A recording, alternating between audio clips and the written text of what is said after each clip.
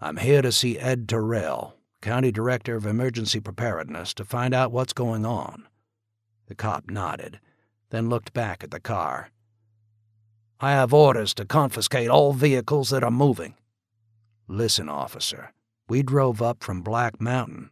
I need to see Ed right now. If you confiscate our vehicle, how the hell do we get back?" "You walk. I've got my orders." "Like hell. This is my car and we're keeping it," John snapped, and the cop turned towards him. "Get out of the car, all of you. You can walk over to the county office. You'll find Ed there. If he says you can have it back and you got that in writing, fine with me. But for now, I'm taking it. You'll find this car behind the courthouse if Terrell gives it back to you." "How about the other way around?" Charlie replied, staying calm. "Get in, ride with us over to see Ed, and he'll take care of it." The cop shook his head. "I've got my orders. Guard this bridge and impound any cars. So the rest of you get out." Charlie, exasperated, looked towards John, who shook his head wearily. Nothing worse than a corporal type, with limited intelligence, a gun, and his orders. No amount of logic in the world could ever penetrate through to him. "You know what you sound like with your damn only following orders?" John asked. The cop looked at him. "A damn Nazi. We keep the car, and Charlie here goes in to see Terrell." "You son of a bitch, get the hell out of that car, all of you, and hands over your heads." "Let me handle this," Washington whispered. "Get out. You first, you loudmouth bastard." And the cop pointed the AR straight at John. "Move carefully," Washington whispered. "I'm not budging," John said sharply, loud enough for the cop to hear. "Out, asshole." "It's not asshole. It's Colonel," John replied sharply. "Get out now." And the cop shouldered the weapon, pointing it straight at John's head. "Better do what he says," Charlie said bitterly. "Get out, John." "Here, everybody chill. It's okay," Washington said. And his speech pattern had instantly changed from Marine DI to comfortable, laid-back African-American Southern. "Come on, bro," Washington said, patting John on the shoulder with his left hand, even as he slipped the .45 behind his back. "It's cool. Just do what the man says." Washington carefully eased out of the car, putting his hands up in the air. He walked up to the cop, grinning, his gait loose and relaxed, and a second later, the officer was flat out on the ground. The second cop started to swing his AR-15 around, but the .45 that Washington had kept tucked into his belt behind his back was now leveled straight at the second cop's head. "Move an inch, officer, and you are history." The cop hesitated. "No one gets hurt," Washington said coolly. "Mr. Fuller is going in to see Mr. Terrell. Everything will turn out fine, and then we drive away. We'll all just sit here, wait, and talk like friends. Now, son, either drop the gun or I promise you will be dead in 5 seconds." The officer laid the AR down. "Boys, take the rifles. They're pistols, too." Washington kept the pistol leveled as Jeremiah and Phil disarmed the 2 cops, the one who had been knocked flat with one blow sitting up, red-faced, blood trickling down from a broken nose. "Sorry I had to do that to you, son," Washington said, then turned to Charlie. "Mr. Fuller, I think you should walk in. If the order is out to confiscate, we'll definitely lose this car trying to drive to the county office. We'll wait here." "I'll go along," John said. "Oh, Colonel, sir," Washington interjected. "I think you need to stay here." "Why?" "More cops might come along, and I just have these 2 boys." John nodded, took one of the AR-15s, and looked over at Charlie. "I'll get back here as fast as I can," Charlie said. "Now listen, if for some chance I'm not back in—" he looked down at his old-style wristwatch. "Make it 2 hours. Go for home. If it looks like you might lose the car or have to fight, get the hell out and I'll walk home later. Okay?" "Sure, Charlie." Charlie turned and set off at a slow trot to the twin buildings of the courthouse and county office. Watching him go, John had the same thought he always did when seeing the Twin Towers of Asheville. The famous local legend, how back in 1943 the pilot of the B-17 bomber Memphis Belle, Colonel Bob Morgan, had flown his plane between the two buildings, a buzz job, with him banking at a 45-degree angle to squeeze through. Morgan was gone now several years, buried in the Veterans Cemetery in Black Mountain, and John turned to look back at the cop with a broken nose, the old Edsel, the two wide-eyed students of his. My God, yet again. It was frightful to contemplate how much had changed. "You all right?" John asked, trying to sound friendly, squatting down by the cop's side. "Screw you, you asshole," he snapped. "That black son of a bitch broke my nose."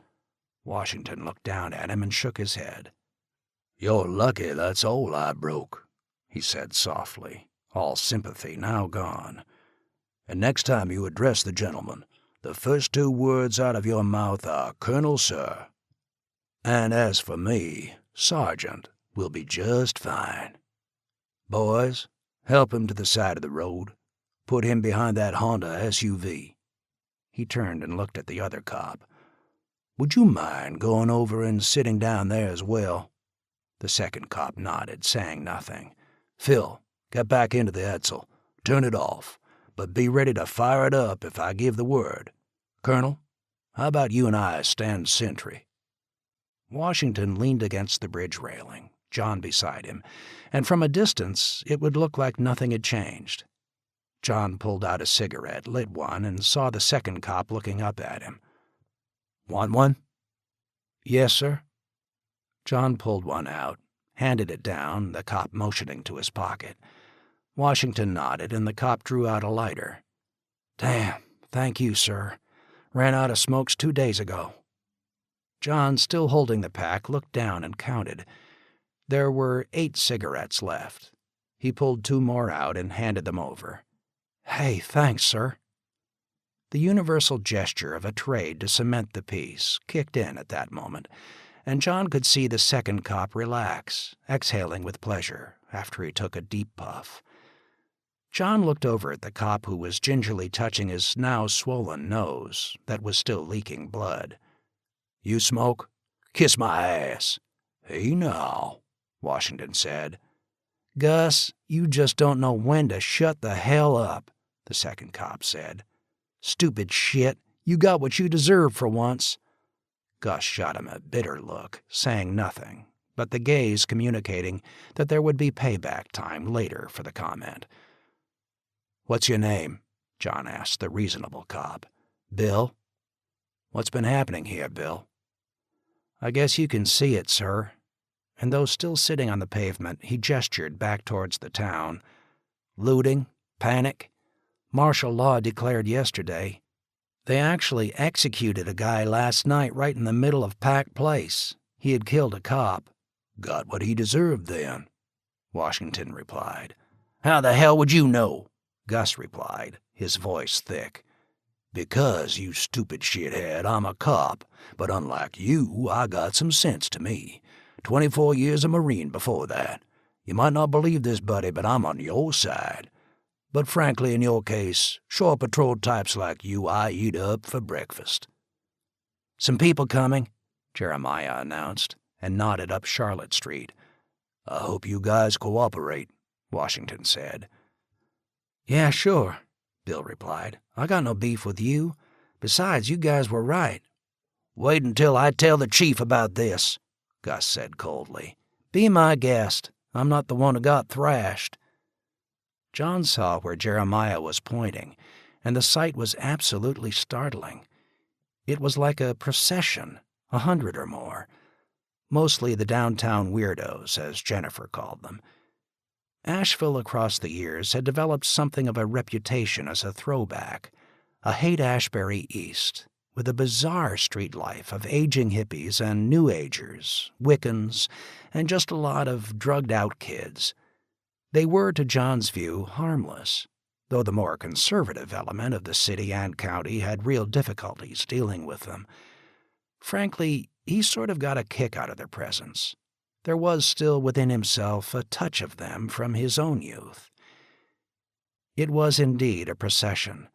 Some guys up front beating on drums, a couple of girls, one of them definitely cute, with long blonde hair and a 60s-looking, nearly transparent dress on, with nothing on underneath. An old guy, gray beard and hair, wearing a robe carrying a sign that actually declared, "The end has finally come." Another sign read, "Stop globalization." Other signs, "We got what we deserved," and several, "Peace now." Jeremiah stood there grinning as the girl came up to him and did a bit of a provocative dance to the beat of the drum. As the group passed by the side of the Honda SUV, someone slowed. "Hey, they've got some cops. Looks like they kicked the shit out of Gestapo Gus." The procession began to grind to a halt. "Wow, man, revolution now!" someone shouted, beginning to approach Washington. "Revolution my ass," Washington said coldly. And the protester stopped in his tracks. Bill stood up. "George, you know me," he said, speaking to the bearded character carrying the "End has come" sign. "Yeah, Bill." "Everything's cool here. Gus fell and broke his nose. These guys are helping out, so why don't you just move along?" The leader nodded. The beat was picked back up, and the parade moved on. "Absolutely unreal," Washington sighed. "Asheville," Bill replied. "You gotta love it, even now at times. I know a lot of those kids. Most of them are okay, even if a bit misguided." The dancing blonde came up to him and kissed him on the cheek. Bill actually patted her on the butt before she danced off.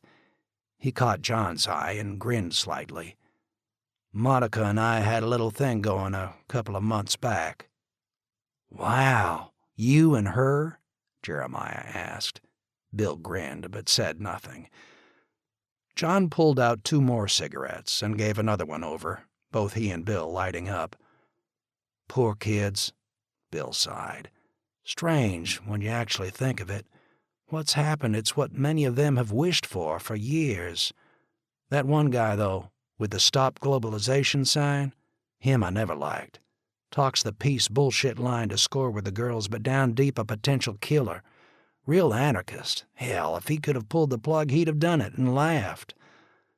Regardless of that, most of them are okay, and besides, it's a free country, isn't it?" He chuckled sadly and shook his head. "They don't get it now. If this is as bad as I think it is, they'll be the first to die. They don't know how to survive without a society that supports them even as they curse it or rebel against it," he sighed. "Once they run out of food, then the reality will set in. But by that point, anyone with a gun will tell them to kiss off if they come begging. And if those poor kids, if they have food, the ones with guns will take it. They're used to free clinics, homeless shelters when they need 'em, former hippie types smiling and giving them a few bucks. That's all finished. They'll die like flies, poor kids. No idea whatsoever how vicious the world can really be when it's scared and hungry. Damn, I hate to see it. Wish their idealisms were true." Gandhi and Stalin. "What?" John asked. "I used to tell Monica that, when we'd get into politics. She'd always talk about how great Gandhi was. I'd tell her the only reason Gandhi survived after his first protest was that he was dealing with the Brits. If Stalin had been running India, he'd have been dead in a second, his name forgotten." John filed that one away. It was a good point. The procession disappeared around the corner, heading back towards their traditional hangout, Pack Place, in the center of town. "A Black Hawk flew over yesterday," John asked. "Did it land here?" "Yes, right down in Pack Place, from Fort Bragg." "What did you hear?" "That's when Ed finally declared martial law. We're at war. That's all I know. The guy on board, Bird Colonel, said he'll be back in a week or so, then took off." "War with who?" "No one really knows. Terrorists, North Korea, Iran, China. Just that we got hit with an EMP nuke, so he said that means we're at war. How are things over in Black Mountain?" "About the same. Some looting, but Charlie got that under control." "Memorial Mission Hospital, is it running?" John asked. "No, sir. Generators never kicked on. I had to help take an old lady with a heart attack up there last night. We have some old trucks that run, a few cars we use as ambulances. My God, it was a damn nightmare up there. 100 bodies or more lying in the parking lot." And he stopped speaking, looking back towards the town where the old Battery Park Hotel, a hollowed-out shell, brick walls standing, was continuing to burn. Fires dotted the ridgelines beyond. "The Doors," Bill said. "What?" "You know, The Doors. The song, 'This is the End.' Been thinking it a lot." "Here comes Charlie," Washington announced. He was coming back up the slope, jogging, obviously a bit winded, and motioned for them to get in the car. John looked at Bill and Gus, who was still on the pavement, eyes red-rimmed, glaring.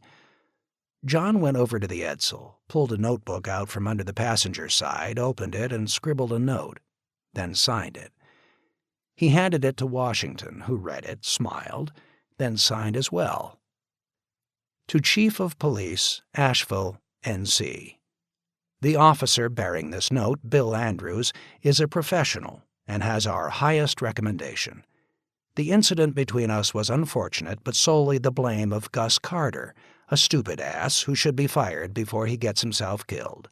Signed, John Matherson, Colonel, retired, Professor of History, Montreat College. Sergeant Major Washington Parker, U.S. Marines, retired." Washington grinned, and then added underneath a postscript, "Carter's lucky I didn't kill him. A baby could disarm him." John tore the note out of the pad, folded it, and handed it to Bill. "Hope that covers you." "What does it say?" Gus asked. "None of your damn business," John snapped. "Get in the car now," Charlie shouted, coming up the last few dozen yards. "Colonel," Washington said, "clear Bill's weapon, please, keep the ammo, and return it." John pulled the clip, chambered out the round in the barrel, and handed it back to Bill. Gus was on his feet, looking at Washington. "I like your gun," Washington said calmly. "And, frankly, you are a danger to everyone but the bad guys when you are armed." "Give it back," Gus snapped. "I'm keeping it. Go explain to your boss how you lost it. You damn nigg—" He didn't get the rest of the word out, Washington delivering a butt stroke to his stomach, knocking him back over. Bill said nothing. "Good luck, Bill," John said, extending his hand, shaking Bill's. John reached into his pocket, pulled out the rest of his pack. 2 cigarettes left. He handed the one to Bill. Again, a flash thought of the Second World War. A GI with a pack of cigarettes was a wealthy man. To share one with another man, or even a captured or wounded enemy, a significant gesture. "We're out of here," Charlie said, coming up to the car, gasping for air. Phil turned the engine over, got out from behind the wheel, and John piled in. "I'll take shotgun," Washington said, getting into the passenger seat. Charlie nodded and climbed into the back with the 2 boys. John went into reverse, swung around, then drove back down the on-ramp, feeling strange driving on the wrong side of the highway, moving fast. Washington took the 2 pistols he now had, the .45 and the Glock, and placed the Glock by John's side. He kept the AR-15 at the ready. "What happened back there?" Charlie asked. "Oh, we made peace," John said. "And you?" "Jesus Christ, it's a madhouse in the county office. Ed Terrell is dead." "What?" "Collapsed about 4 hours ago, dead in a couple of minutes. That really got people panicked. Ed was a good man, tough but fair." "Fair like with our car?" "I'm doing the same thing." John looked up in the rearview mirror. "Like with me?" Charlie hesitated, then shook his head. "Course not, John. As long as you help out like this, I know I can count on you when we need it." John relaxed. "Okay, what's happening?" "That Black Hawk was from Fort Bragg. Yeah, we heard about that from one of the cops. Well, it's bad. Real bad. There is no communication anywhere yet. They say they had some radios stored away that were in hardened sites and will start getting them out, but nothing pre-positioned. Plans as well to see if any ham radio operators have old tube sets, maybe Morse code." "Sounds like that movie Independence Day," Jeremiah interjected. "You're right, and almost as desperate." "But news from the outside?" John asked. "State government's moving to Bragg. Some assets there did survive. Plus, it's damn secure." "Are we at war?" "Nobody knows for sure with who, at least at this level. Rumors that we nuked Tehran yesterday and half a dozen cities in Iran and just blew the shit out of North Korea." "So they did it?" Jeremiah asked. "Like I said, rumors." "How can we do that?" Phil asked. "What?" "I mean, hit them, when we can't get anything moving here." "It must have been an event limited to the continental United States. Our assets overseas are still intact, at least for the moment. Oh yeah, there's a rumor the president is dead." "What?" John exclaimed. "Someone said the White House got word about 15 minutes before the blast, got the president airborne on Air Force One, and the goddamn plane wasn't hardened sufficiently and went down." "I can't believe they didn't harden Air Force One," Washington interjected. "Yeah, we can't be that dumb," Charlie interjected, his voice bitter with irony. "Here, right now, what is going on?" John asked. Even as he asked, it felt strange. At any other time in the nation's history, the word that the president might be dead froze the nation in place. John could still remember the day Reagan was shot, the incredible gaffe by Alexander Haig at the press conference when he said, "I'm in charge here." That mere misstatement had nearly set off panic with some about an attempted coup. Air Force One went down? Horrible as the realization was, John felt at that moment it didn't matter to him. It was survival. Survival here, at this moment, his family that counted. And he drove on, weaving around a stalled 18-wheeler, a truck that had been hauling junk food, potato chips, corn chips, and it was picked over like a carcass lying in the desert, hundreds of smashed open cardboard shipping boxes littering the side of the road, bags of chips smashed and torn open lying along the side of the road. An old woman was carefully picking over the torn bags, emptying their meager contents into a plastic trash bag. "They did get lucky with some vehicles in Asheville," Charlie said. "A scattering of cars parked in underground garages. Their big problem is water. At least we're gravity-fed, but part of their downtown has to have the water pumped over Bowcatcher. Though down by Biltmore and on the east side of the mountain they're still getting supplied from the reservoir. They're badly screwed in that department. That's why there's so many fires." He hesitated. "Therefore, Asheville is trying to organize an evacuation." "To where?" Washington asked. "Well, to Black Mountain, for one. The new guy in charge, I don't even know him. He told me we're supposed to take 5,000 refugees from the city. Didn't ask, no discussion. In order, like he was now the dictator of the mountains. Almost the first words out of his mouth when I reported into him. They want to spread their people out all over the region as far west as Waynesville, north to Mars Hill, south to Flat Rock. Why? Because they think we have food, that's why. The water thing is just an excuse. Hell, they're right on the French Broad River. I heard they even have a tank truck that can haul 5,000 gallons at a clip. It's just an excuse. It's about the food." "Do we have as much on hand as they do?" John replied. Charlie shook his head, features angry. "They got lucky with the stalled trucks on the interstates, a fair number with bulk food on board them, also the rail yard. 2 trucks loaded with 100 hogs even. They were roasting one right behind the courthouse. Dozens of rail cars packed with bulk stuff as well down in the Norfolk and Southern Rail Yard. Got that from the assistant police chief, a good friend. I tried to raise with this new tin-plated idiot that the county should pool all resources, and he wouldn't even talk about it, just kept ordering me to prepare to take 5,000 refugees, starting in a couple of days. Hell, it should be us moving in with them, Washington said. Why then? John asked, a bit incredulous that control had so completely broken down that even on the county level there was no cooperation. He's planning ahead, Washington said bitterly. Far ahead. Get rid of half the people and you have food enough for twice as long, and let someone else worry about the rest. And I'll bet more than one of the inside crowd, some of the political heels up in that office and that cronies, will still be eating good 6 months from now. Besides, it's like all city folk. They somehow think there's more food out in the country. John sighed. Scale of social order, he thought.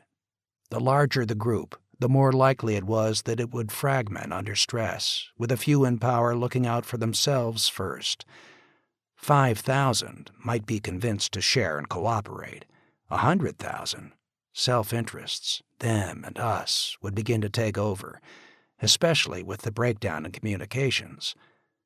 That had always been the power of media in the hands of a good leader, to get individuals to feel as if the leader was speaking directly to them.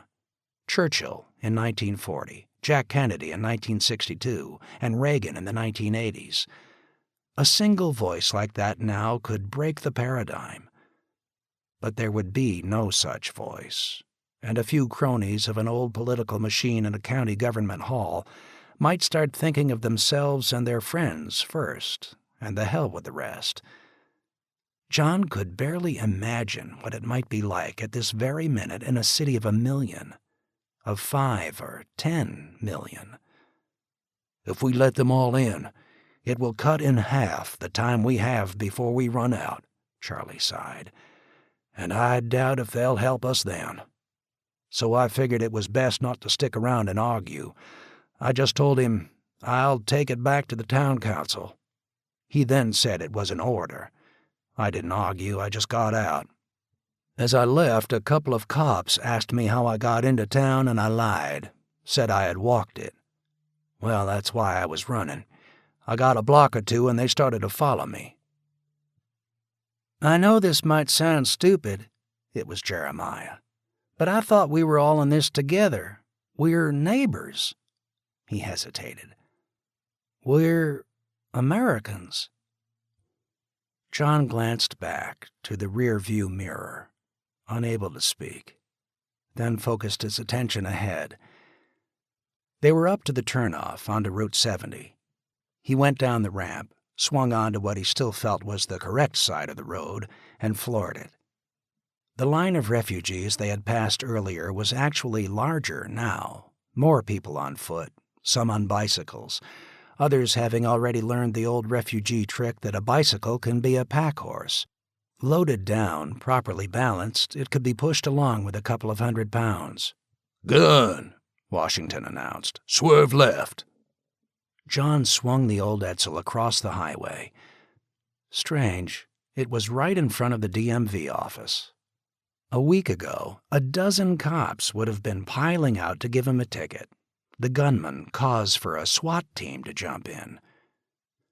The gunman was the same as before, standing in front of a car dealership, now stepping out, waving his pistol. Washington raised his AR-15, leveled it out the window. Some refugees were scattering, others just staring at the sight of the Edsel, some just oblivious. "Don't do it," Washington hissed. As if the man had heard Washington, or, far more likely, seen the leveled rifle, he stepped back. Washington tracked on him as they sped past, then exhaled noisily. "Professor, I think your student just asked a question," Washington said calmly. John, trembling from the tension, spared a quick glance back at Jeremiah, Charlie by his side. "We're still Americans," John said softly. An hour later, they were back into Black Mountain. There was a roadblock up on the west side of Swannanoa. The chief there had chosen a good spot, a bottleneck where ridges came down on both sides, Route 70, Swannanoa Creek Railroad track, and I-40 side by side. The roadblock had not been up when they had driven through several hours earlier. John had slowed as they approached the barrier.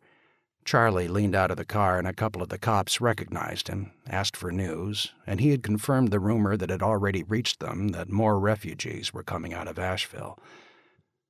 John pulled back onto the interstate there, and once past the sign marking the town limits of Black Mountain, he breathed a sigh of relief, and he felt the others in the car relax as well, Washington finally lowering the AR-15. It was as if they had gone to an alien land and were now safely back home. But as they rolled into the parking area in front of the firehouse and police station, John tensed up again. A crowd had gathered, 1,000 or more, and for a few seconds he thought they were trying to storm the building for the emergency supplies. The 5 of them got out, and at the sight of Charlie, several came running up. "They got 2 thieves in there, Charlie," someone said excitedly. John shook his head. Hell, half of the people in this town in the last 5 days had stolen something, even himself. He had never bothered to go back to the drugstore to pay for the medication or chocolate or the $20 he still owed Hamid. Besides, there was no money anyhow. "The bastards that raided the nursing home," someone else shouted, and an angry mutter went through the crowd. Charlie pushed his way through, and John followed, along with Washington. They got to the door. "John, maybe you should wait. I got a stake in this. I was there. Tyler was affected." "Okay." He followed Charlie in. There was a crowd gathered round the door to the conference room, and John stepped through the group with Charlie. Kate looked up, visible relief in her eyes. "You're back safe, thank God. What's going on here?" "Got these 2, Tom said. At the far end of the room, 2 men, mid-20s from the look of them, one as described by Ira, shaved head, distinguishing tattoo, earring. The other, almost an opposite, looking not much different from John's students, now waiting outside. Fairly well-built, hair cut short. But his eyes. John could tell this kid was something of a stoner. "Charlie, Tom wants to shoot them," Kate said quietly. Charlie sat down against the edge of the table and looked at them. "What do you got, Tom?" "When I got the description from the nursing home, I knew where to look for him," Tom said, pointing at the serpent arm. "Busted him 3 years back on a meth charge. Regular lab, a home just up over the crest of Route 9, owned by his cousin here." "I didn't have nothing to do with it," the clean-cut one cried. "Larry here, he's the one." "Shut the fuck up, Bruce," Larry snapped, trying to lunge towards him but unable to move. Both were handcuffed and bound to chairs. "So I went up there this morning, and sure enough found these 2, wasted as shit. You'll see the track marks from the morphine." John looked closely at the clean-cut kid. There was some recognition. "Professor Matheson, you know me. I took History 101 with you 4 years ago. You know me." John looked at him carefully. He was never that good with names, but faces he did remember. Yes, Bruce had been a student, showed some promise, then just disappeared from the campus after a semester or 2. Tom looked over at John. "He was a student once, several years back." "That doesn't matter now," Tom said. "I want a lawyer, a fucking lawyer," Larry shouted. "I know my rights. You dumbass cop, you didn't even read me my Miranda. So you really fucked up this bust. I'm out of here once I get a lawyer. Brutality as well." And he turned his head to show a swollen cheek, right eye half shut. "We are under martial law now," Charlie said quietly, breaking into the argument. Bruce looked over at Charlie, eyes wide. "What does that mean?" Charlie stood up and looked around. "Witnesses? We fetched the supervisor down from the nursing home. She's outside." "Bring her in," Charlie said. John stood up as Ira came in. She looked worse than yesterday, hair uncombed, dirty. It was obvious, from the stains on her silk blouse and the smell, that she had at some point snapped out of her shock and was trying to help with the patients. She looked at the two young men. "The one with the tattoo, that's definitely him." "Lying bitch, it was dark. How could you see me?" "How do you know it was dark when they were robbed?" Charlie asked. "Heard it from somebody," came the muttered reply. "The other one? I'm not sure. But that tattoo, I remember that." "Thanks for the identification." She nodded. Charlie hesitated, looking around. "Will you swear to this?" "Sure, Charlie." "Someone find a Bible." Kate went into her office and returned a moment later with a King James. Charlie wasn't sure of the exact line, so Kate swore her in, and Ira repeated her testimony. "You got the drugs, Tom?" Charlie asked. "In my office." "Go get them." He returned with several dozen vials of liquid morphine, containers of other drugs in pill form. "Tom, just look on the containers," Ira said. "Miller's Nursing Home, followed by a code number, should be on them. All controlled substances, when shipped, have tracking numbers and delivery ID numbers." And she repeated the coding. "The same," Tom replied. "John, would you witness to that?" John looked over with surprise at Charlie, as if being dragged in. But the memory of the suffering in the nursing home filled him. Kate swore John in. He went over, picked up a container. "It says Miller's Nursing Home. Tom, you next," Charlie said. Sworn in, Tom repeated his testimony as well. Finished, he stepped back around behind the two. "You men have anything to say?" Charlie asked. "I want a fucking lawyer," Larry shouted. "Do you have anything to say?" Charlie repeated. "Yeah, I sure as hell do. Give me the damn Bible," Bruce said. Charlie reddened, looking over at Kate. "The Holy Bible, please," she said slowly, forcefully. Larry said nothing. "I want the Holy Bible, please," Bruce said. Charlie picked it up, walked it down the length of the table, and put it down in front of Bruce, who was then sworn in. "Tell us your story, Bruce." For the next 5 minutes he rambled on. He had nothing to do with it, Larry just coming in with the drugs. Who the second guy was, Bruce didn't know. He and Larry had divided the loot. John watched Bruce carefully. The man, still not much more than a boy actually, maybe 21 or 2, was obviously terrified. And as well, John could sense Bruce was lying. All the years as a prof had sharpened his bullshit detector, as he called it. Bruce finally fell silent. "Ira," Charlie asked, "how much morphine in liquid form was taken?" "We keep individual vials for each patient using it, since dosage and strength vary. I think about 40 or so." "We confiscated 32, Tom interjected. "Not much of a cut between your friend here and his buddy," Charlie said. "You mean the other guy walked off with 8 vials and Larry kept over 30? "Yeah, that must have been it. No one argues with Larry." "Or 8 vials would be one hell of a party," Tom interjected. "It's a wonder they didn't kill themselves." "You bastards." It was Ira, her voice breaking. "I got 7 patients dying of cancer. 2 are dead now, thank God, but the others are in agony, and all I have for them is what was in their daily trays and then aspirin. I hope they shoot both of you." She fell silent, eyes burning with rage. "Larry," Charlie said, motioning to the Bible. "Why bother?" Charlie nodded and then looked back at John. "John, I want to keep this formal. I'm appointing you to speak on behalf of these 2 men." "What?" "You heard me. My father-in-law is tied into this. John, just do me the favor. Go get Norm Sage. He's a lawyer. He can do this better than me. Norm's house is miles from here. I can drive it. John, I want this done now." "I want a fucking lawyer," Larry stated yet again. "Yeah, go get Norm." John looked at him, then to Bruce and over to Ira, and then out through the half-closed blinds to the crowd gathered outside. John finally nodded and stood up. "I'll say this for them. The world we knew, maybe it's finished forever. Maybe not, but I doubt that.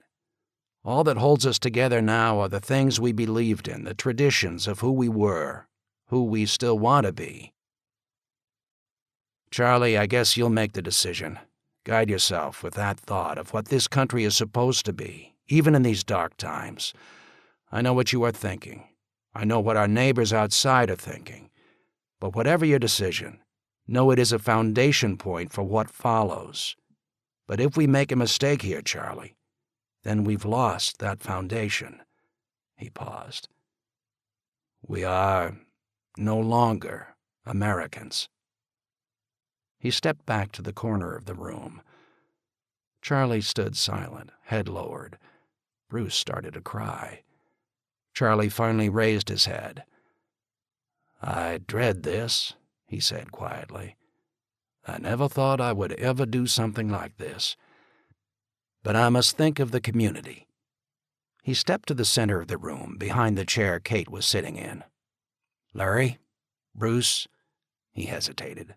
Randall and Wilson, Tom interjected.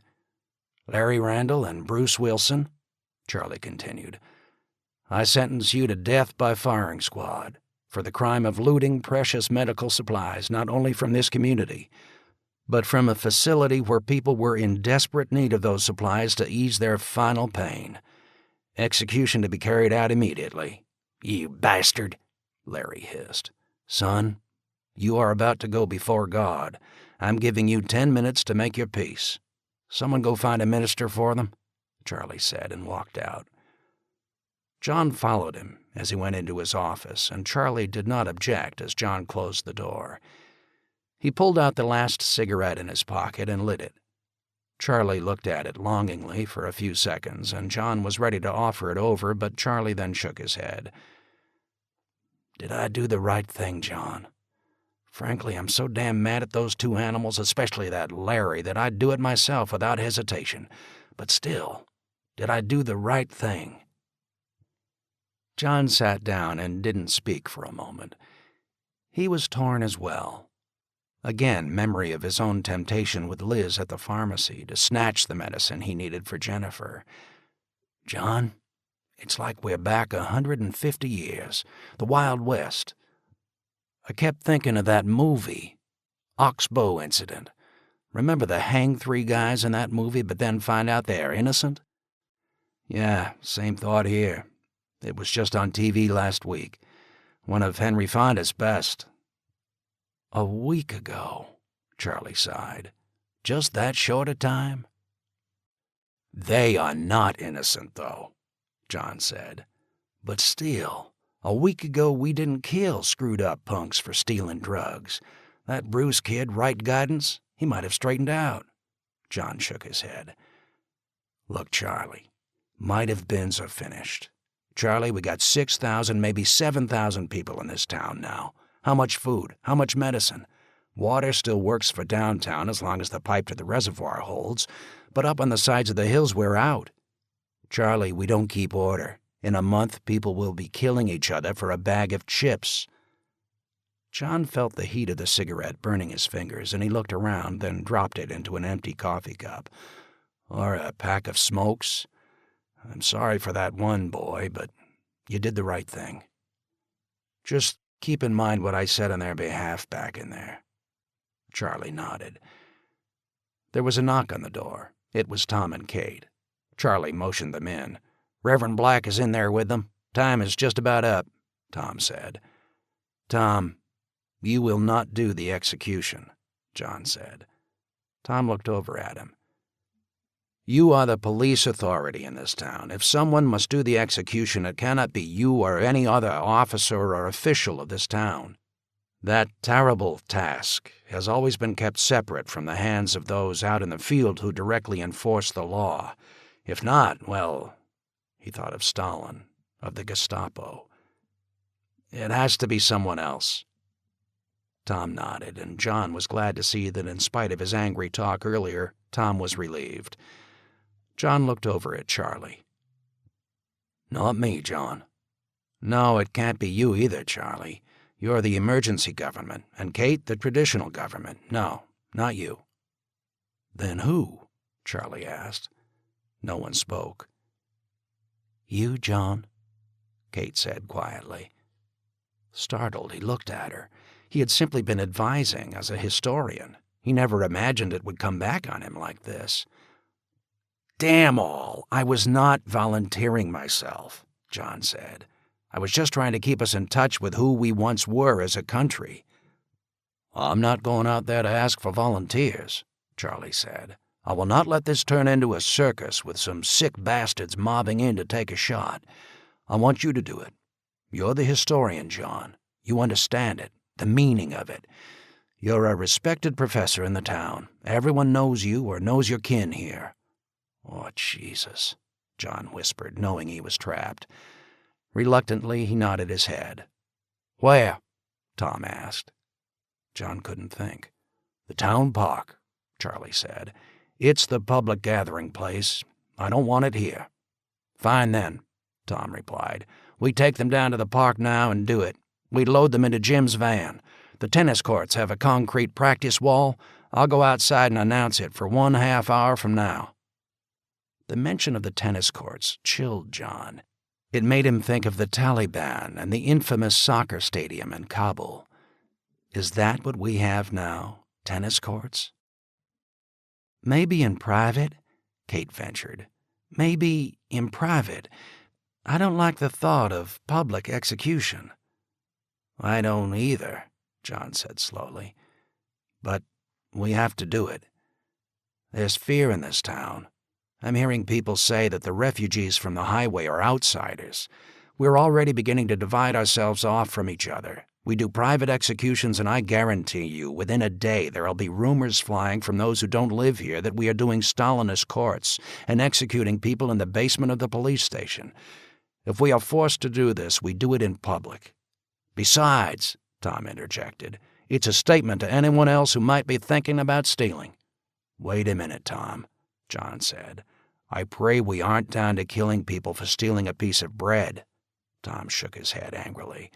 "John, don't misread me. You might not believe this, but I don't like it any more than you." John stared into his eyes and then finally nodded. "Okay, Tom. Sorry. I'll go make the announcement." "Tom," Kate said, "adults only? I don't want kids down there."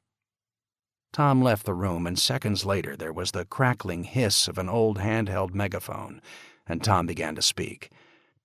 There was a scattering of applause, even a few cheers. Someone shouting a rope would be better. Damn, it did feel like an old Western, John thought. The crowd all but crying, "Lynch 'em." The crowd immediately broke up, many setting off for the park, some, especially those with children, staying behind. Long minutes passed, John silent, looking out the window. He heard cursing from out in the corridor and crying. The two were being led out. "We better go," Charlie said, and opened the door. John felt as if he were being led to his own execution. Could he do it? All those years in the army, the training, but never a shot in anger or even in detached professionalism, as they were told they should act. During Desert Storm, he was XO of a battalion, but even there he was in a command vehicle a couple miles behind the main line of advance, never on the actual firing line pulling the trigger. He thought of the taunting rednecks back when he was in college, the frightful moment when rage drove him to the point that he might very well have shot one, and the shock of it afterwards, and then the shaking of hands with one of them only days later, and a shared drink. He was outside. The two were in the back of Jim Bartlett's Volkswagen van, handcuffed, feet chained. The back of the van door was slammed shut, Tom up in the front seat with a drawn pistol. Reverend Richard Black crouched down between Jim and Tom. John looked at the two as the door closed and realized when he made eye contact with Bruce, barely remembered but still a former student, there was one thing he could not do. He saw Washington with Jeremiah and Phil and walked up to them. "Washington, I need your help. God, do I need it." And John told him. Washington nodded, saying nothing, and got into the car with John, Kate, Phil, and Jeremiah squeezing into the back seat, Charlie up front with Washington and John. The two vehicles set off, and as they turned onto Montreat Road and then the side street over to the park, he saw people walking fast, heading for the park, others just standing there, staring. "Killing is a sin!" someone shouted as he drove slowly, following the van that was dragging along at not more than 5 miles an hour. It was like a damn procession out of the French Revolution, he thought. They rolled down the steep hill to the corner of the park, a large crowd already gathered by the tennis courts and the concrete practice wall painted white, bits of paint flecking off. The two were led out of the back of the van, and all fell silent. Swallowing hard, John stopped the car. He looked over at Washington. "Just aim straight at the chest, sir," Washington said. "You try for the head and you're shaking at all, you'll miss. First shot to the chest, he'll collapse. They don't go flying around like in the movies. Usually they just fall over or sag down to the ground. Once he's on the ground, then empty the clip, just empty it. If you have your wits about you, put the last shot into the head. Do you understand me, sir?" Washington handed the Glock to him. "A round is chambered." John nodded. He got out of the car and the crowd separated back, opening a lane, the two prisoners ahead of them. Bruce was crying, begging, Larry silent, Reverend Black holding Bruce's arm while Tom had Larry in a tight grip. "This is wrong, Charlie," someone shouted. And there was an angry mutter, shouts back, arguments breaking out. The condemned were led to the wall and placed against it. More shouts from the crowd, some against, most for, a few yelling to string the guilty up rather than shoot them. Sickened, John looked around, and before he even realized what he was doing, he raised the gun straight up in the air and fired. Bruce let out a scream of terror and collapsed to his knees. There were cries from the crowd and then silence, all eyes on John. "I have been appointed to do something I never dreamed of in my worst nightmares," John shouted. No one spoke now. "I will confess to you one of these men I cannot bring myself to shoot. He was once a student of mine. I have asked Mr. Parker, a former Marine Sergeant Major, to do that task for me, and he will do it. Our world has changed," and John's voice trailed off. But then he raised his head. "But this is still America. I want to believe this is still America. We are at war. Mr. Fuller will hold a town meeting this evening in the elementary school gym and share with you the latest news and information. This is a meeting for all of you, those born here, those who moved here like me, those whom circumstances now place here." He paused again. "All of you are citizens of our country. Mr. Fuller, who was Director of Public Safety prior to this war and is thus now," he looked for the right word, "our temporary leader in Black Mountain under martial law, will share with you the news we have from Asheville about what has happened, is happening, will happen. We are at war, and martial law has been proclaimed in this town. These two men have been condemned to death under the rules of martial law. They have been convicted and condemned for stealing vital medication, painkillers, from Miller's nursing home, leaving the residents there to suffer in agony. Of that crime and the general crime of looting, they have been found guilty beyond all reasonable doubt at a fair and open hearing." "Fuck your trial," Larry screamed. "This is a lynch mob." John was silent, and no one from the crowd replied. There were no shouts or taunts. "I am a citizen of this town," he said, his voice now softer. "By tradition, even in times of martial law, our police who directly enforce the law will not participate in what will now happen, nor our governing body. I want all of you to understand that. This is not a police state, and it never will be. The condemned were found guilty at a fair hearing, and the sentence will now be carried out. not by those who are temporarily in charge of law and order, but by 2 duly appointed citizens who have volunteered for this task." He lowered his head and swallowed, knowing he could not let a tremor get into his voice. "I do not want this task. I did not seek it. I loathe doing it." He paused. "But it must be done." He paused again for a moment, realizing something more still had to be said. "We are all Americans here. There are hundreds of you, perhaps thousands, who did not live here but 5 days ago." Again a brief pause. "But you do now.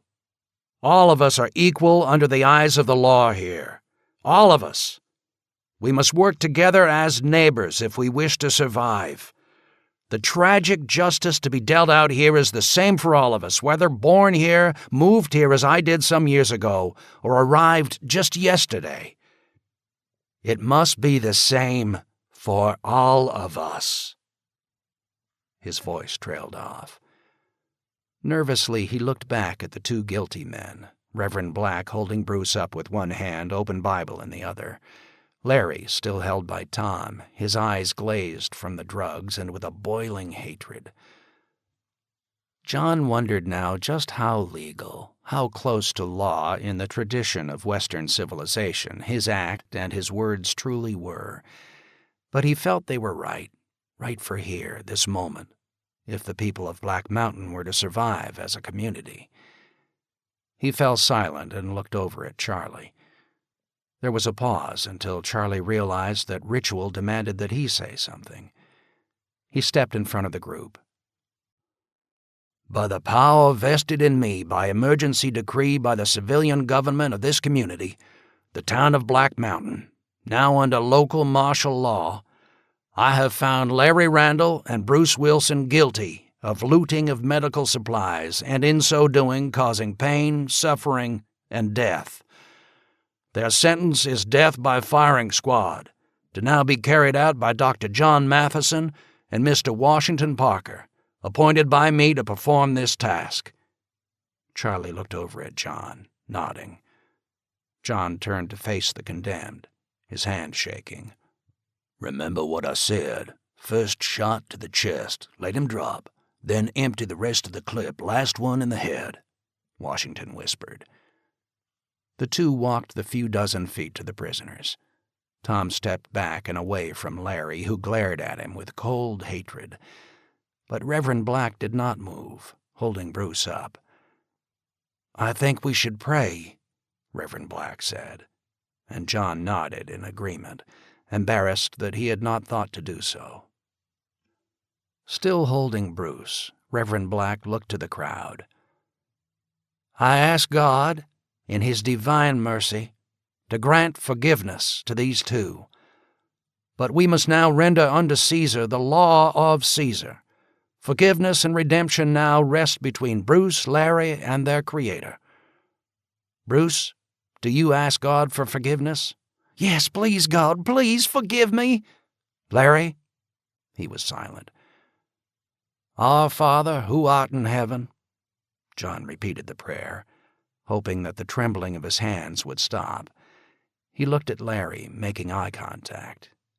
There was nothing but rage there, blind animal rage, and John almost felt pity. "For thine is the kingdom, the power, the glory, forever and ever. Amen." The last word, "Amen," echoed from the crowd.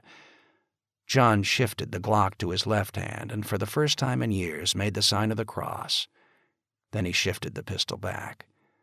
Reverend Black stepped away from Bruce, who now struggled to make a show of standing up straight. John suddenly realized there should have been something, blindfolds, sacks over their heads.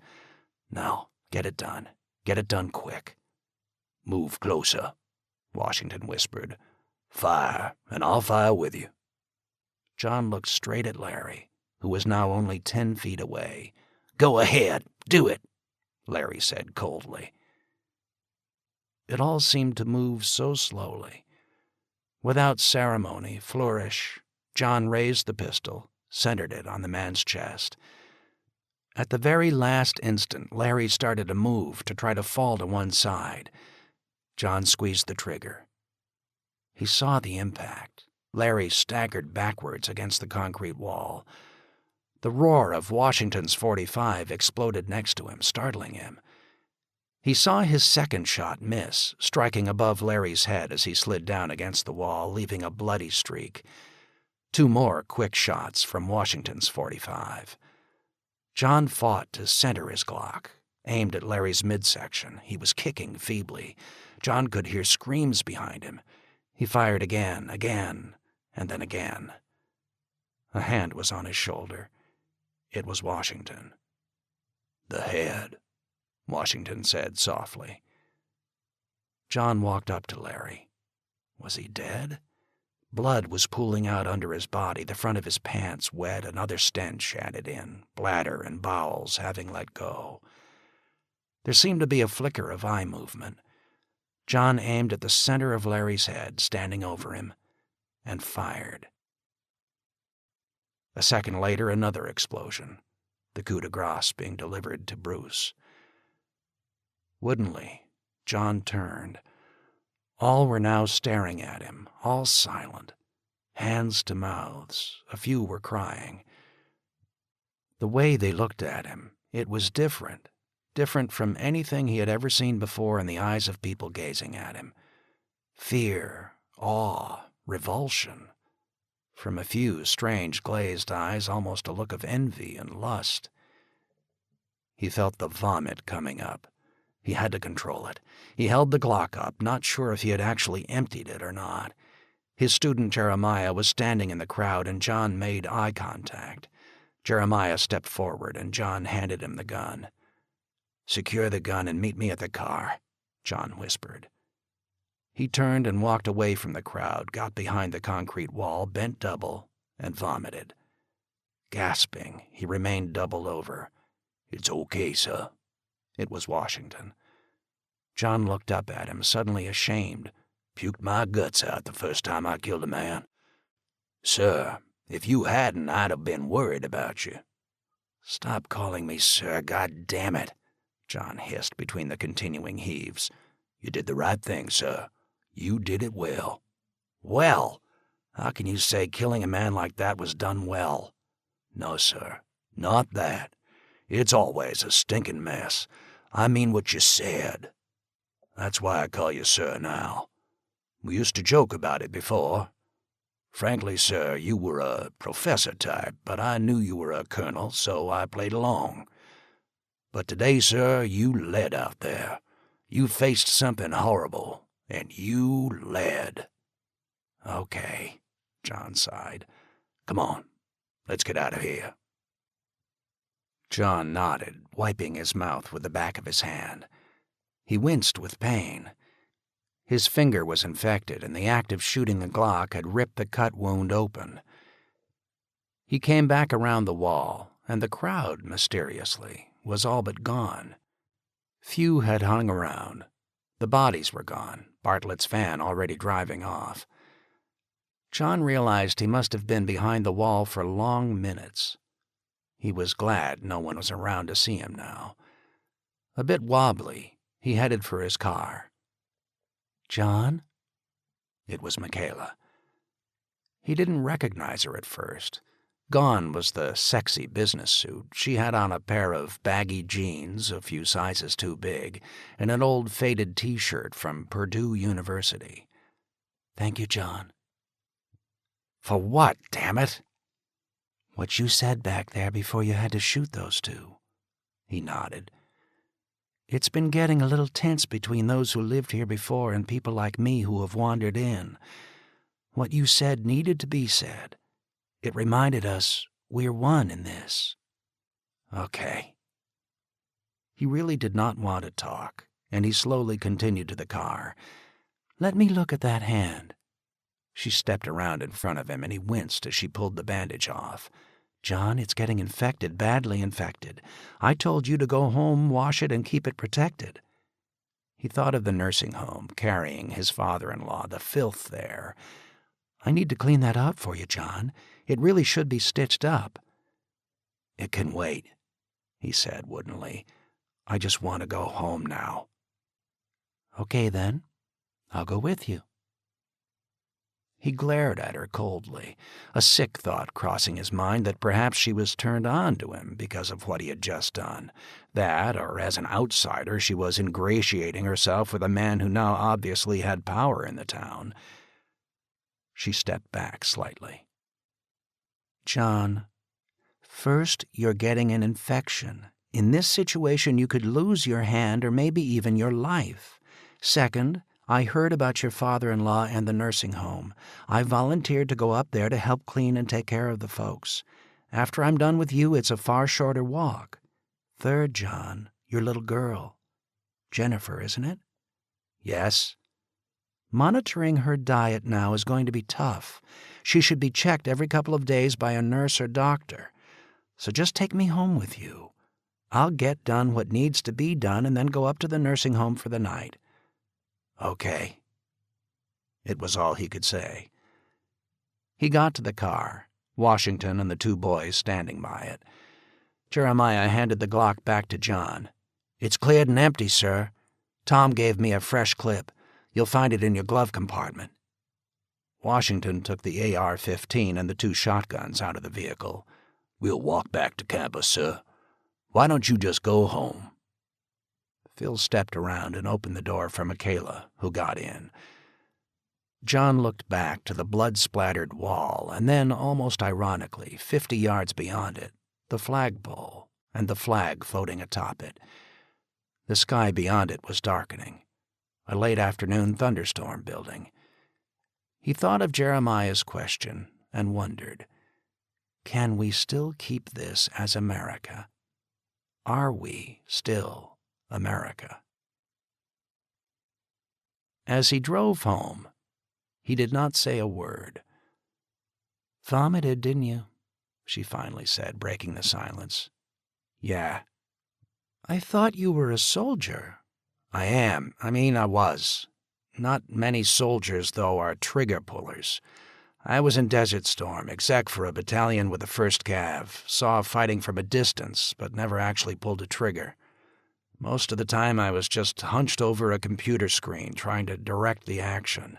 "Sorry, that came out wrong," Michaela replied. "I didn't mean it as an insult. It's just the way you handled that guy in the drugstore the other day. You struck me as someone who had seen combat before." "No." "It's all right.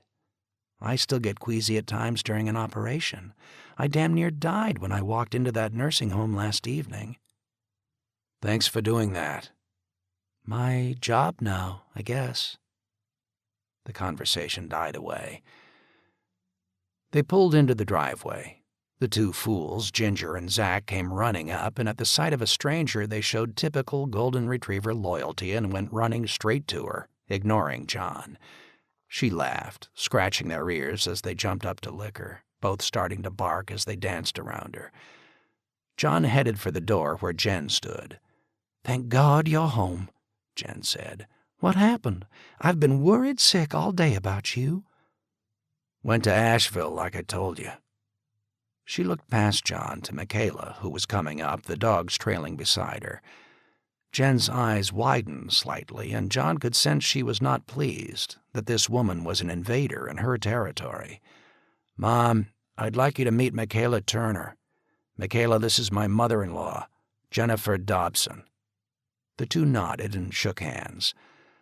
"Mom, you might recall Michaela. She was the woman on the road the first evening." Oh, yes. My dear, I didn't recognize you, given how you are dressed now." "She's a nurse, Mom. Head RN with a surgical unit, actually. She came here to check on Tyler, Jennifer, and this." He held up his hand. Jen's talons retracted, and there was a smile.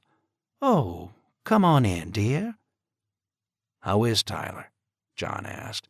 "Resting comfortably," she said quietly. "The girls?" "Jennifer's taking a nap. Her sugar level was up, and she just took a shot. Elizabeth is out for a walk with Ben." "Fine."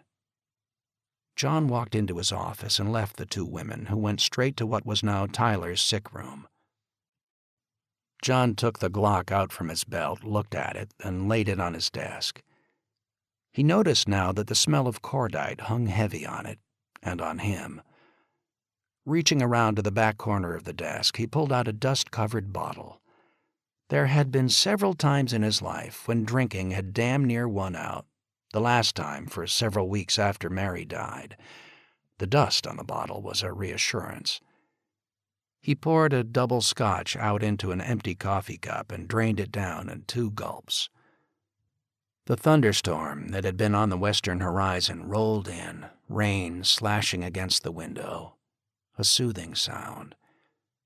When Michaela came into the room a half-hour later to check his hand, he was fast asleep. Chapter 6. Day 10. "John, you look like crap warmed over." He nodded, walking into the conference room for what had now become their daily meeting. "Thanks, Tom. I needed that." In spite of Michaela's attention, John's hand was still infected, and he was running a fever of just over 100.5. He settled into what was now his chair at the middle of the table. Interesting how quickly habits form regarding a meeting. Sit in a chair once, and the following day that's where you sit again. Symbolism of who sits at the foot and head of the table the same. Kate still held that symbolic position at the head, but it was actually Charlie now, sitting to her right, who ran the morning briefing, Tom at the foot of the table. Doc Keller had become part of the team as well, sitting across from John. 2 more were present. He didn't recognize either. One dressed in a police uniform, a Swannanoa Police Department badge stitched on his sleeve. The second man in jeans and T-shirt, both in their mid-40s. John picked up the cup of coffee that was waiting for him with his left hand. "Let me look at that," Keller said, getting out of his chair and coming around the table. He eased back the surgical gauze that Michaela had redressed the wound with the evening before. "Good stitching job. Couldn't have done better myself." John said nothing. The dozen stitches Michaela had sewed had been done without any painkiller other than a swig of a scotch, and he had sweated that out silently, though he had cursed a bit when she had closed the wound with alcohol. Keller leaned over and sniffed the bandage and shook his head. "How did it get infected like this?" "I think when I was carrying my father-in-law at the nursing home." "Treatment?" "Michaela Turner. The nurse who volunteered to help run the nursing home, she put me on Cipro. Got some from the nursing home." "Most likely fecal contact," Keller said, nodding and looking at the wound. "But you can also get some pretty tough strains of bacteria and viruses growing, even in the cleanest hospital or home, strep or staph." "Let's talk about this later," Keller said and went back to his seat. Kate cleared her throat. "Okay, let's get started. We got a new problem. Dr. Keller, would you lead off?" The old town doc nodded. "We've got an outbreak of salmonella at the refugee center in the elementary school. It was bound to happen. I've got at least 100 sick over there this morning. A mess. A damn mess." "How did it get started?" Kate asked. Keller looked at her with surprise. "Hell, Kate. People are used to running water, hundreds of gallons a day. Foods with dates stamped on it. One day over the limit and we used to throw it out. There's 600 people camped there. At least we still have enough water pressure for the toilets to flush, but no hot water, and to be blunt, no toilet paper or paper towels as well. It's getting nasty.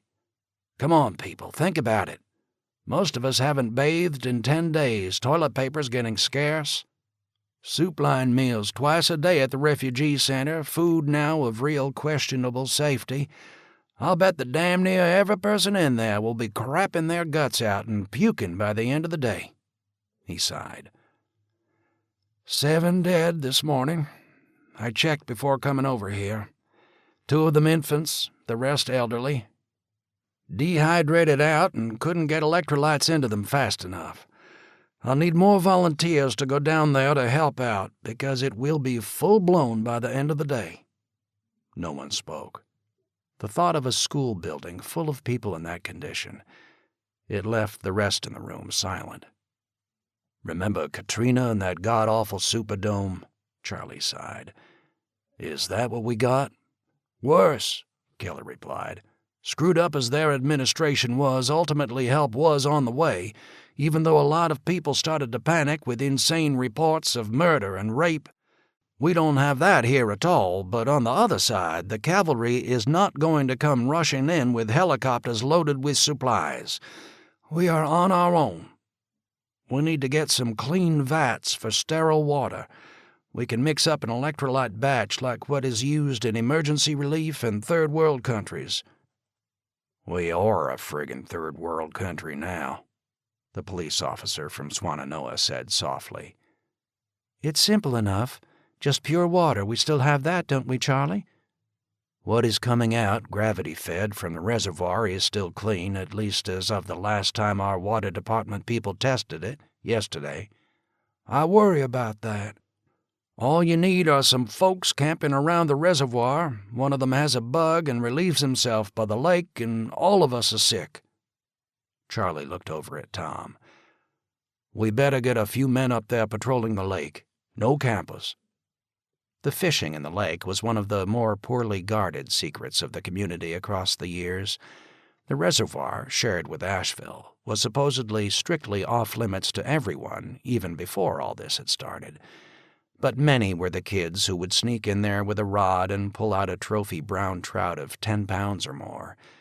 Until an activist type in Asheville had blown the whistle on it half a dozen years back, there was even a private fishing cabin in the woods just above the lake, a secret retreat for the higher-ups in Asheville and Black Mountain, a good old boys' club for a weekend of drinking and catching damn big trout on what they saw as their private lake. Chances now were that people were already looking to that lake as a source of food, and it would have to be stopped. "We need to mix up a batch of several hundred gallons of clean water, mixture of salt and sugar. It'll keep the electrolyte balance. Then start pouring it down the throats of those poor people. In 9 out of 10 cases, they'll just be damn sick for a few days and then pull through." "And the 10th case?" Charlie asked. Keller sighed. "Without IVs, the elderly, children under a year, people already weak from other diseases." He paused and looked at the ceiling for a moment. "I'll estimate 30 dead, maybe 50 by tomorrow night." Charlie folded and unfolded his hands. "Who will organize the volunteers?" Charlie asked. John sighed. "I'll go up to the campus, see if we can roust out some kids." "Promise them a damn good meal at the end of it," Charlie said. "One of my men got a deer last night. I got it hidden. Venison steak dinner in exchange for a day's work. I doubt if they'll be hungry after what we're throwing them into, but I'll see," John said. Keller nodded. "Have them report to me by noon right here.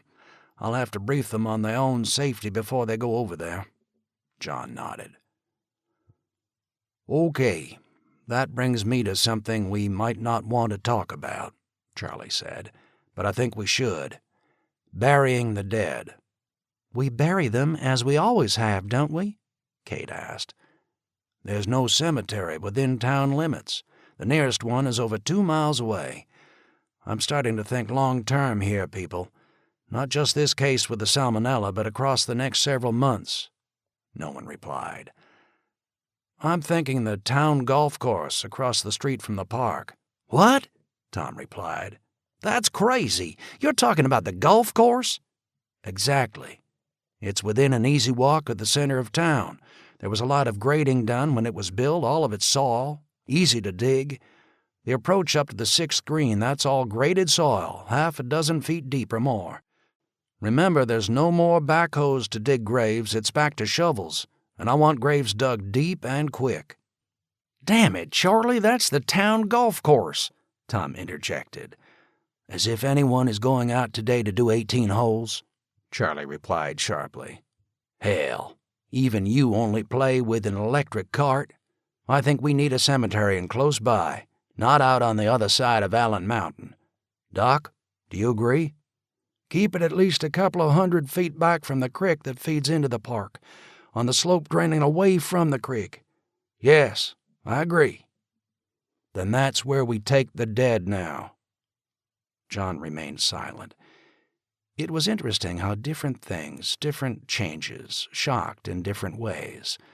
Tom was a golf addict, regardless of what was now happening, to turn his favorite piece of real estate into a cemetery. It was too much for him to absorb at this moment. "We should get some of the ministers in to consecrate the ground," Kate said. "Folks will want that." Charlie noted it down on his pad. "I'll talk to Reverend Black. He's sort of heading up the ministers here now." "Any other health issues?" Charlie continued. 4 more deaths up at the nursing home last night. They're dying off quick up there." John thought of Michaela. She had pretty well taken over the running of the place, and he had not seen her in 2 days now. 3 suicides as well. The McDougals and one of the outsiders. "Greg and Fran?" Kate asked in shock. "A neighbor heard the gunshots. Greg had shot Fran, then himself. They left a note. She had cancer, you know. She knew what she was facing without her twice-weekly treatments up in Asheville, so she asked Greg to end it for her. Then he did himself as well. Note said for us to use her remaining painkillers for someone who still has a chance of living." "They sang in the church choir with me," Kate said softly, and for a moment her features reddened as she struggled to hold back her tears. No one spoke. "I'll post the notice about the golf course becoming the cemetery as of today and for the duration of the emergency," Charlie said, finally breaking the silence. Several large whiteboards had been dragged over from the elementary school and tacked to the outside wall of the police station. This was now the official emergency notice board. "We've got dozens of others who I suspect will not last much longer," Keller continued. "Those with pancreatic enzyme disorder, the day they run out of pills they start dying. A lot of our severe coronary problems are gone now. Garth Watson dropped dead last night just hauling a bucket of water back up to his house." "Damn, he was only 43, Kate said. "And 50 pounds overweight with cholesterol of 280, Keller said. "I warned him. Well, so much for too much fast food. We got over 100 people in town, though, on chemo or radiation therapy for cancer. Their prognosis, well, we saw what happened with Fran. God forgive her, but a lot might decide to take that way out, especially those on serious pain management. We've forgotten what a nightmare the final months of cancer can be like without readily available morphine." He paused and looked around the room. "I think we have to discuss that right now," he said. "We have a limited supply of pain meds. Do we impound it and use it only for emergency situations, or do we continue to let those who are terminal anyhow use up what's left?" "My God, Doc," Tom interjected. "What in the hell are you saying? One of those people you are talking about is my aunt." "I know," Keller said softly. "God help me, I know. But your Aunt Helen is going to die soon, we know that. But suppose I get a kid in here that needs major surgery. Shock and trauma kill, and managing the pain might mean the difference between his living and dying. We got to think of that." "You're talking triaging the dying off, aren't you, Doc?" John said quietly. Keller looked at him and then slowly nodded his head. "I'm not ready for that decision," Charlie sighed. "Most of the folks in question still have some meds in their homes. We'll cross that one later." "But we'll have to cross it," Keller replied, head half lowered. No one spoke for a moment. "Accidents. You would not believe how many we got," Tom finally said, breaking the silence. "Cars are no longer killers, but chainsaws still working, axes, shovels. Joe Peterson damn near cut his own leg off with a chainsaw last night trying to cut firewood. We had 3 accidental gunshot wounds yesterday, one of them fatal, by idiots now walking around armed." "It's food, though, that I think we got to start getting serious about," Keller said. "So what in hell do you suggest that we do different?" Charlie replied sharply, and John could sense the tension, as if this had been argued about before the meeting. "By your estimate," Keller replied, "we have enough food on hand to feed everyone for another 7 to 10 days. That means using meat any health inspector 2 weeks ago would have condemned. Charlie, after that, then what?" Charlie sighed and wearily shook his head. In spite of the fever and chills, John found himself focusing intently on this man who, after 10 days of crisis, 10 days most likely with not more than 3 or 4 hours sleep a night, was approaching collapse. "Half rations," John said quietly. Charlie looked at him and then nodded. "I don't know if that will work with some things," Keller replied. "Meat that is beginning to spoil, for example, dairy products. Then pass that out now, use it up. If need be, have a gorge feast tonight with the remaining meat that might be going bad.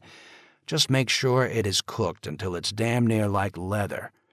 Then anything preserved goes to half rations." "What about those holed up in their houses with food?" Keller asked. "Charlie, there's at least half a dozen houses with electricity, old generators that were unplugged and survived, enough juice to run a freezer. The Franklin clan, for example, up on the North Fork, I bet they're sitting on a 1/4 ton of meat in their basement freezer." "And you want that I should go get it?" Keller nodded. Charlie looked at Tom. "I doubt that will work with the Franklins," Tom said, shaking his head. "At least with them and all my men being alive once we got the meat. Up in these hills, we have more than a few of the old survivalist types, the kind that were real disappointed that the world didn't go to hell with Y2K. They're just waiting for us to come up and try." "Let it go for now," John said. "If we start turning into Stalinist commissars, hunting out every stalk of grain and ounce of meat for the collective, the fragile balance we have right now will break down, and it will be every man for himself. And like any collectivization, whether true or not, the rumors will explode that we took the food, but now some animals are more equal than others." "What?" Tom asked. "You slept through Mr. Quincy's 9th grade English class, Tom," Kate said. "Orwell, Animal Farm. Read it sometime." "Besides," John continued, "even if we looted the Franklins clean, that would be enough food to maybe give 600 people one meal. It isn't worth the blowback, and in my opinion is a dangerous political and legal precedent. We don't want to be turning on each other at a time like this. Hell, if anything, we want people like that Franklin clan working alongside of us. If they're survivalists, like you say, and we don't threaten them, maybe they got skills they'll teach to us." Tom breathed a sigh of relief. "I think it's fair that food we salvaged from the stores now belongs to the community. But what people have in their homes, whether it's 1 day left or 6 months' worth, that's theirs." John looked around the table, and there were nods of agreement. He only wished that Charlie had acted faster, or for that matter that he had thought about it and pushed him to seize control of all food in the town on day 1. If they had done so, and it was rationed out correctly, it might have been enough to stretch at half rations for 2 months or more. But that was too late now. "What about farms, though?" Kate said. "I can tell you right now, Kate," Tom said, "and you grew up here too and should realize it. The old farms are nearly all gone. When something like this hits, everyone seems to think people living in rural areas are up to their ears in food ready to be given away. But even the farmers now are dependent on the supermarkets, at least until harvest time. Up in the North Fork, we have half a dozen small farms, one with about 60 head of cattle on it, maybe a couple of 100 pigs, usual mix of chickens, turkeys, some geese." "Still," Kate said, "stretched. That could be another month or so of food." "I think we have to take that," Charlie said. "It's different from what's in people's basements." John sighed and realized he had to agree, even though it wasn't much different from his commissar imagery of a few moments ago. 60 cattle, 2 or 3 a day turned into soup, stew, could stretch things. But far more pragmatic, how to keep control. To prevent someone else from rustling them, from raiding the farm one night, killing the owners, and then just slaughtering what they could drag away quickly, leaving the rest to rot. Again a film image, from Dances with Wolves, the Indians finding the hundreds of buffalo slaughtered by white hunters who just took their hides and tongues, leaving the rest to rot. It could be the same here. And yet again it caught him how movies had so defined so much of the country's image of self, and now the screens were blank. A movie about us 50 years from now, if there are movies. What will it show? Charlie, we have to make a deal with a few farmers in this valley. We just can't go marching up there, take their cattle, and ride off. A deal. We protect their food. They get more than a fair cut because they are sharing with the rest of the community. In exchange, we protect them, their herd and crops. And Charlie, we have to keep some stock alive. What do you mean? For next year. A couple of males, enough females. We might be looking at next year and we're still in the same boat. We gotta keep breeding stock alive, even if it means we go hungry now. In the old days, eating your breeding stock was the final act of desperation. John, Kate said, I don't need to hear this now. Are you saying this will still be going on a year from now? Maybe. And if we don't plan now, there won't be a next year for any of us. Okay, John, Charlie said. We'll go up to the North Fork later today and start talking. And suppose someone up there, shotgun in hand, tells us to go to hell and get off his land, Kate asked. You said I grew up here. I did. And I know some of these folks. They're good people, but they don't hold much truck with someone telling them what to do. Then maybe you should be the one to go talk with them, John said quietly. Me? Exactly. Everyone in town knows you, Kate, even more than they know Charlie or Tom here. You going first would be non-threatening. Because I'm mayor or because I'm a woman? She asked sharply.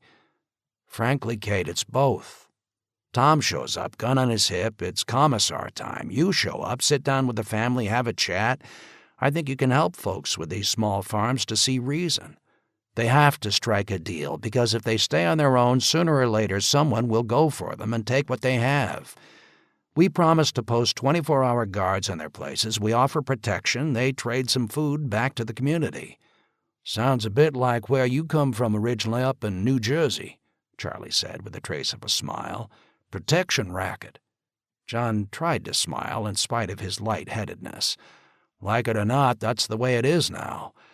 I'm dead set against people's homes being cleaned out, but I think we can agree that farms have to be protected, but something given back in return to help the entire community. She nodded in agreement. Okay, I'll go. Charlie looked down at his notepad. Transportation. Anything new? We got 3 more cars running, Tom said. Actually, I should say that Jim Bartlett down in that Volkswagen junkyard of his did. Beetles. Another van.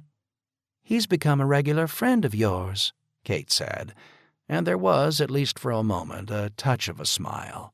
Yeah, damn old hippie. Though I'm not buying his line that we should be using pot for medicine.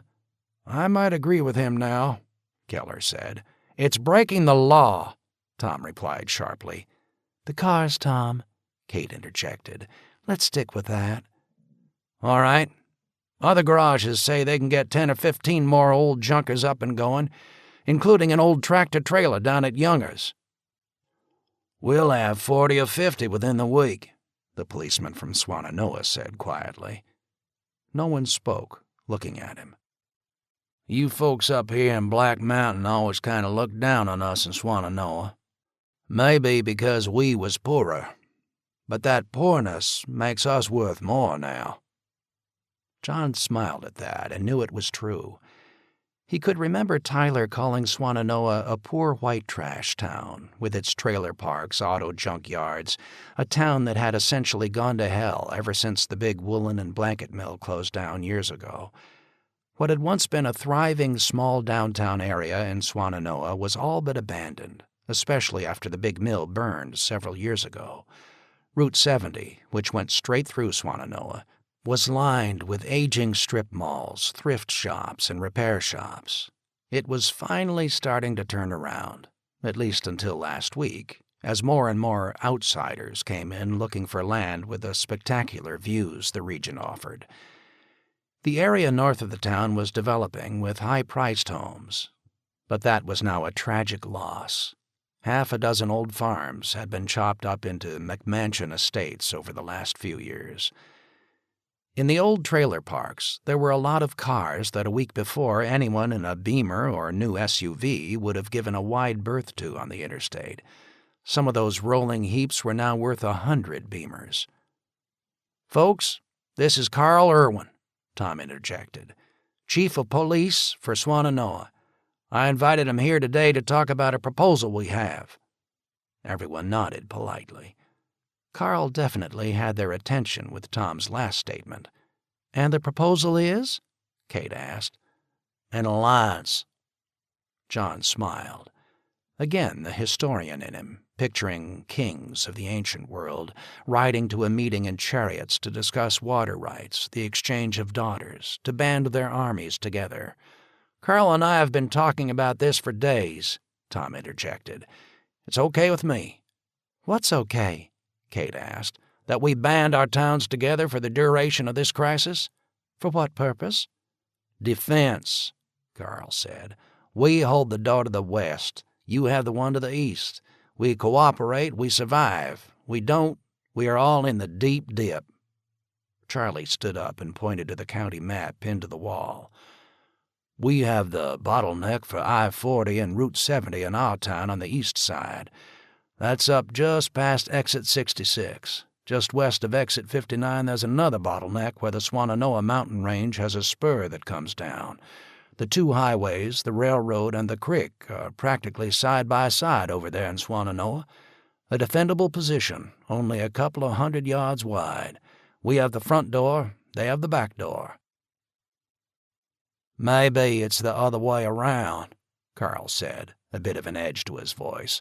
"Remember, we are closer to Asheville, and they are still trying to force us to take 5,000 for my town and 5,000 for yours. I'm holding them back, and it's getting ugly real quick. We've had half a dozen deaths at the barrier the last 2 days." "From what?"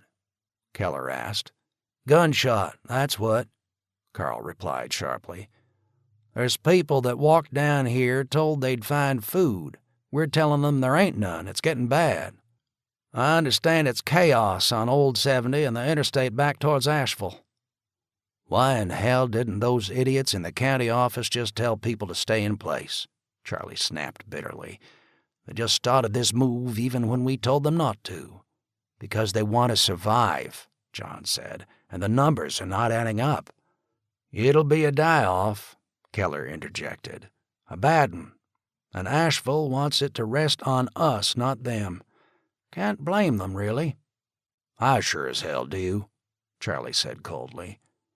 "Well, if you want to keep them out of your backyard," Carl said, "then we better get cooperating real quick." "A smart move," John said. "That 60 head of cattle you folks was talking about, if Asheville comes in here, they'll be gone in a day. And then what?" He paused and smiled.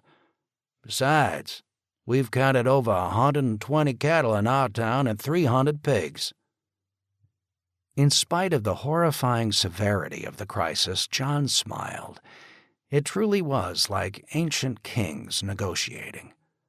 Carl looked around the room and all were silent. He had played his trump card and just won with it. "There's one other back door," Carl finally continued.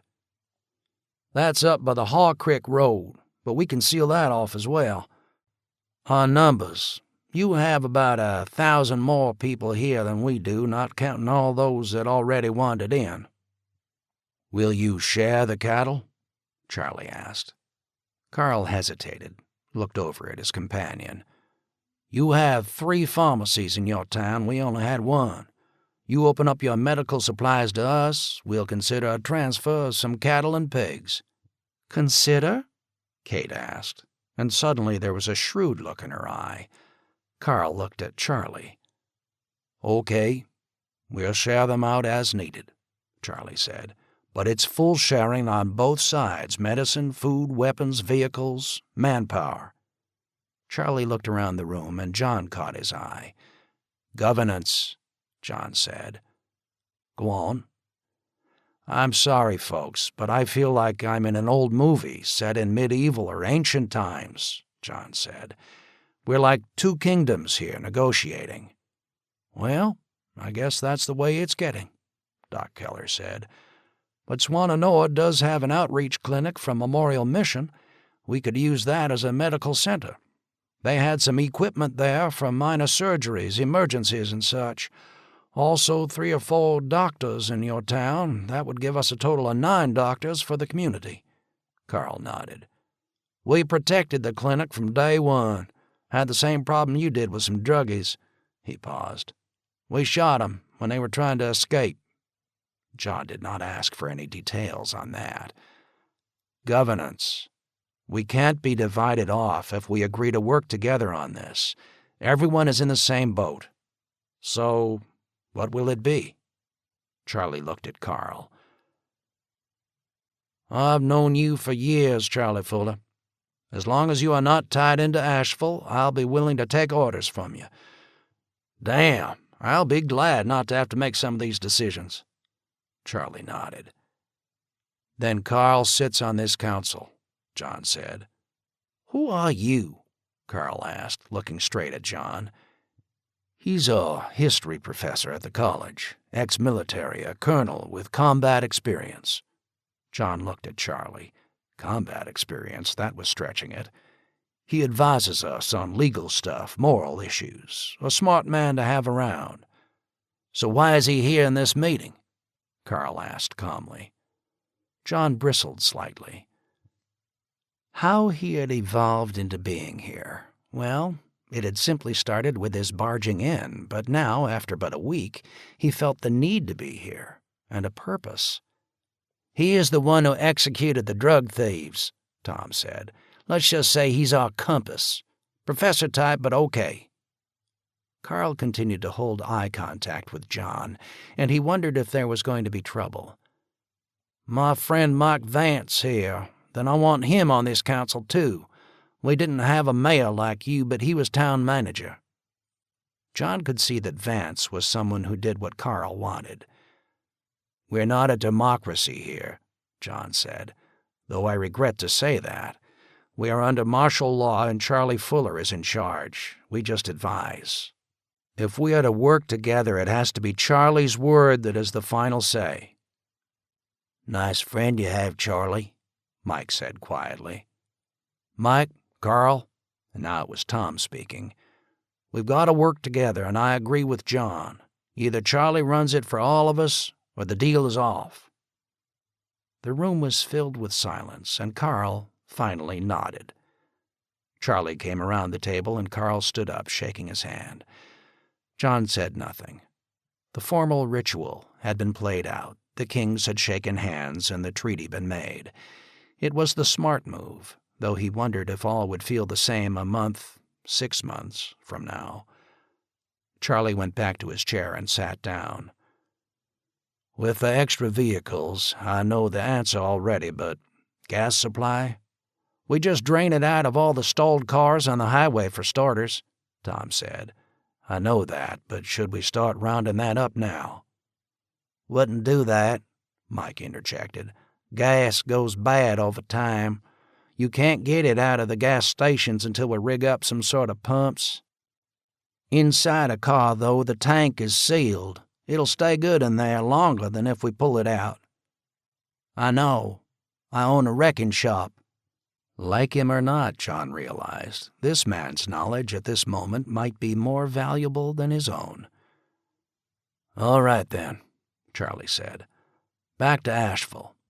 Carl, you and I both got the same demand from their new director of public safety, Roger Burns."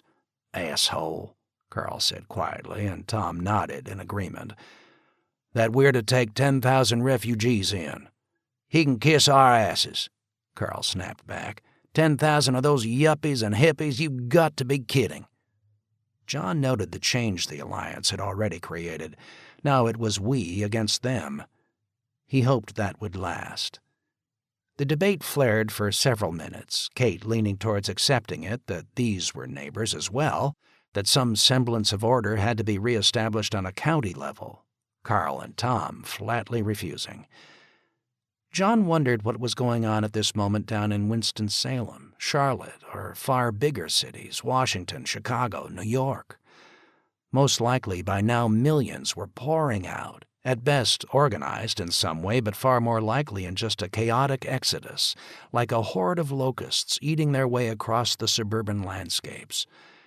At least here geography played to their advantage, the choke points in the roads.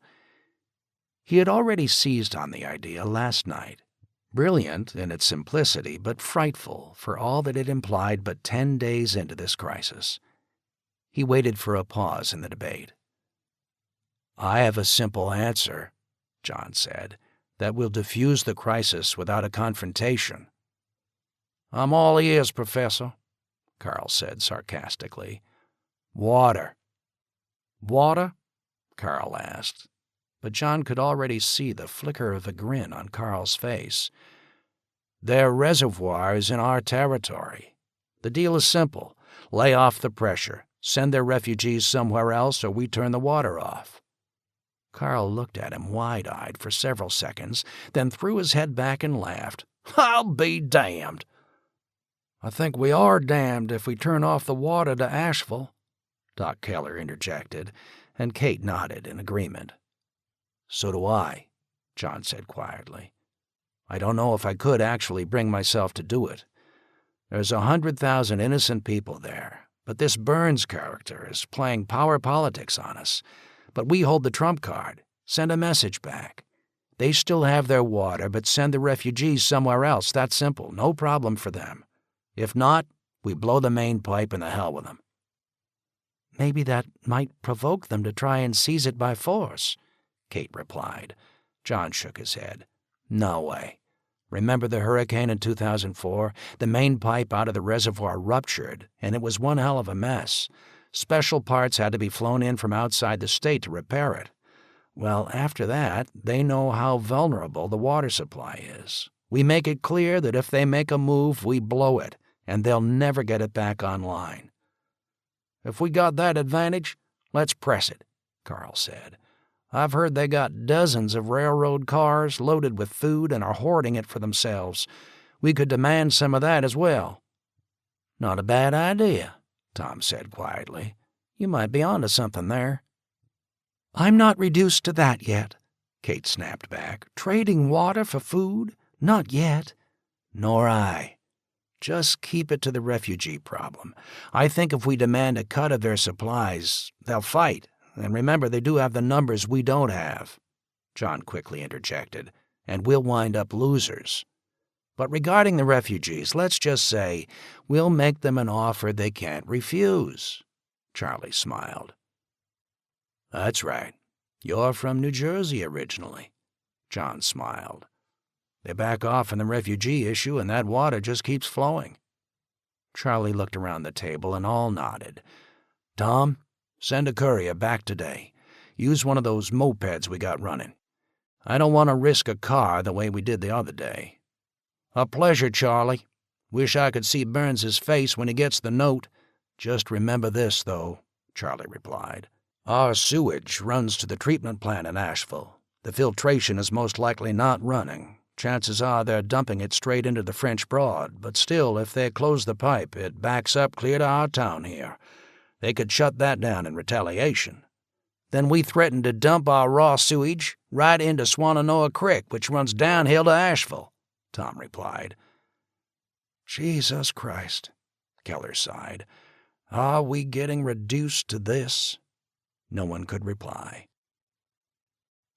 "All right," Charlie said. "The big issue. Our roadblock on I-40 at the top of the gap." He looked at Tom. "It's getting bad there.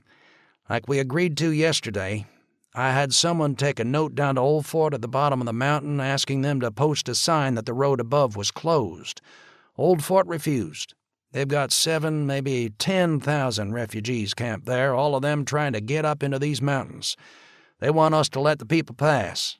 In fact, they're encouraging them to hike up the interstate and, if need be, force their way through. The pressure is building. There's refugees strung out all along the highway. Last night, one of my men shot and killed 2 of them. What? Kate snapped. I didn't hear of this. Figured I'd bring it up this morning, Tom said. What happened? A crowd of about 50 just would not turn back. The men guarding the gap said they recognized several as folks who had been turned back earlier. They planned what they did and tried to rush us. Someone on their side tried to shoot, and my men fired back. 2 dead on their side, about a dozen wounded. Kate shook her head. It's going to get worse, Tom said.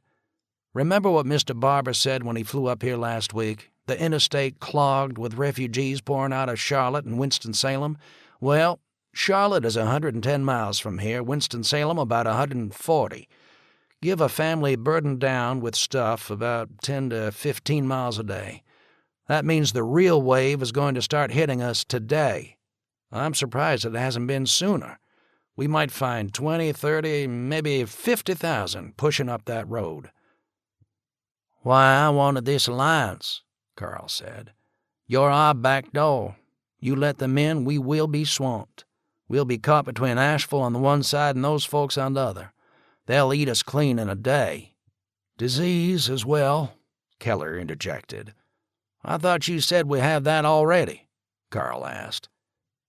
Keller sighed and shook his head.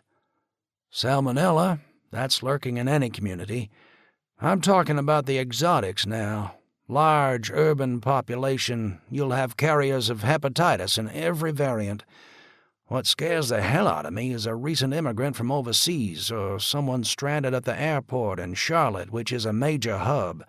He might look well and feel well, but inside he might be carrying typhoid, cholera, you name it. We got one of those in a crowd, giving sanitation for those people walking here. Just simple hand contact, or fecal to water supply, or food distribution supply contact, and that bacteria will jump. We give someone a plate of food, they haven't washed their hands, we don't clean that plate with boiling water, and within a week, thousands will be sick and dying. You ever seen cholera? Keller asked. No one spoke. I did, 30 years back. A mission trip to Africa. It makes salmonella look tame.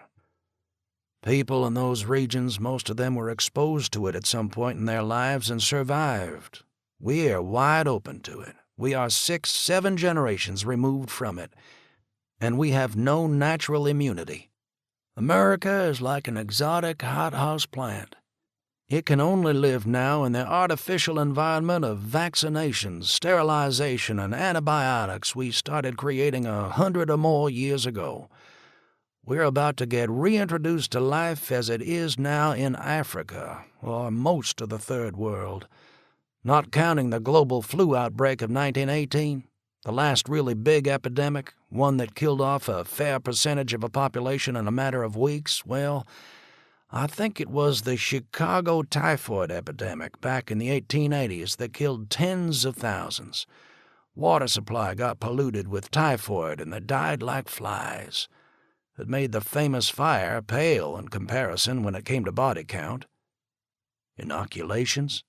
Charlie asked.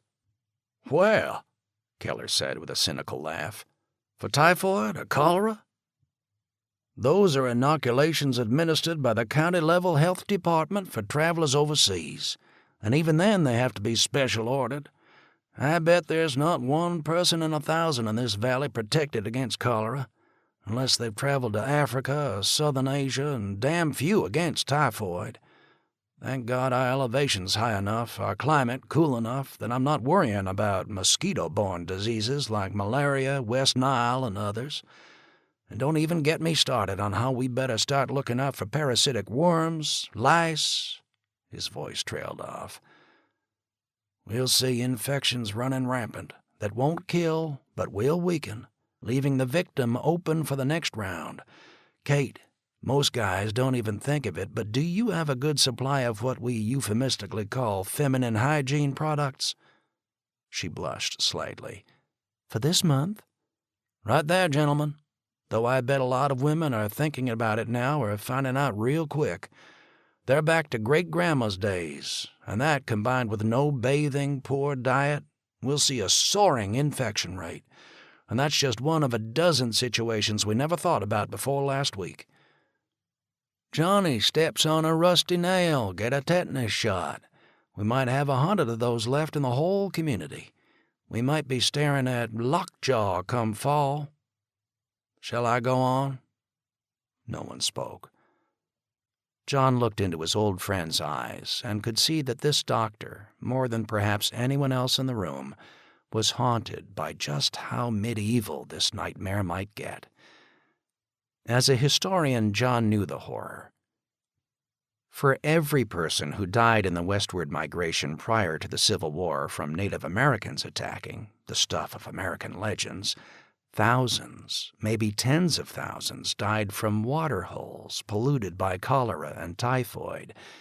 But that doesn't make for a good movie. "One thing we've neglected I want taken care of right now," Keller said, "and I could kick myself for not thinking of it sooner. Get the veterinarians organized." "Vets?" Carl asked. "Hell yes. They have anesthesia and antibiotics and, frankly, in a pinch, can do emergency surgery as well. Inside a dog isn't all that different from a human. Same with dentists, podiatrists as well. Get the meds they still have, move them to the clinic we've agreed to set up in Swannanoa, and guard it 24 hours a day." Charlie noted it down. "Back to the refugees. What do we do?" Charlie asked. "Seal it off," Carl said. "We continue to seal it off," Tom replied, "and I tell you there'll be 50,000 piled up on that road by the end of the week, and sooner or later they'll storm us. Casualties be damned." "A safety valve, then," Kate interjected. "How's that?" Charlie asked. "We got a pressure cooker ready to blow on the interstate at the Gap. Either we have it blow in our faces or we create a safety valve." "Like I said, how?" Charlie said, a touch of exasperation in his voice. "Let people through." "God damn," Carl snapped. "I thought this alliance was so we can guard each other's backs, and now you're talking about letting them in? If so, we pull out of the deal." "You are already in the deal," Charlie said coldly. "And once in, you can't leave." "Jesus, you're starting to sound like a damn Yankee, and I'm a rebel. If we want to secede out of this union, we'll do so." "Kate has it right," John said. "Oh, great, the professor speaks," Carl replied, voice filled with sarcasm. "Damn you, listen to some reasoning," John shouted. The outburst made him feel lightheaded, his hand throbbing. It caught Carl off guard, though. "She's right. We let people through 100 at a time with the understanding that they don't stop until past the barrier on the far side of exit 59. Then they can keep on going. They check their weapons in with us, just like when cowboys rode into town and the sheriff met them. We give the weapons back once they're on the far side of our territory. No food give-outs. But for decency's sake, at least set up a watering spot, say by exit 64. There should be enough water pressure to run a temporary pipe up there. A privy as well, with lots of lime thrown in and safe drainage." Charlie nodded. "We hold them back, like Tom said, and the pressure will build until they just overrun us." "What about the threat of disease that Doc Keller was talking about?" Tom asked. "I think when comparing one threat to another, what Kate and John are saying is the lesser of two evils. If someone is visibly sick, we don't let them through. Quarantine, like the old days. Everyone else, they can walk on through, but no stopping. Armed guards keep their distance while escorting them." "We have hazmat suits," Charlie announced. "What?" 20 of them, stockpiled in the storage area of this building. They were issued out by Homeland Security a couple of years back. Never thought we'd be using them like this, but would that serve?" "Damn good," Keller replied. Anyone interacting at the barricades with those on the other side wears a hazmat. Good psychological impact as well, John interjected. Conveys authority, and frankly, though I hate to say it, those on the other side will feel inferior, and thus more compliant about being marched through without stopping. He was inwardly angry for even mentioning that. Uniforms, and the white hazmat suits were like uniforms, had always been one of the means throughout history to control crowds, including those being herded to death camps. Water only, like I said. Sharp watch that no one relieves themselves other than at the designated privy. Armed guards and hazmats escorting them. They're allowed through, and that's it. What about Asheville? Kate said. They might block the road as well. There's no defensive barricade there yet, Carl said. They are assuming the flow is all towards us. We might get away with it for a few days before they organize. If they do, we try some logic on them to just let these people keep moving.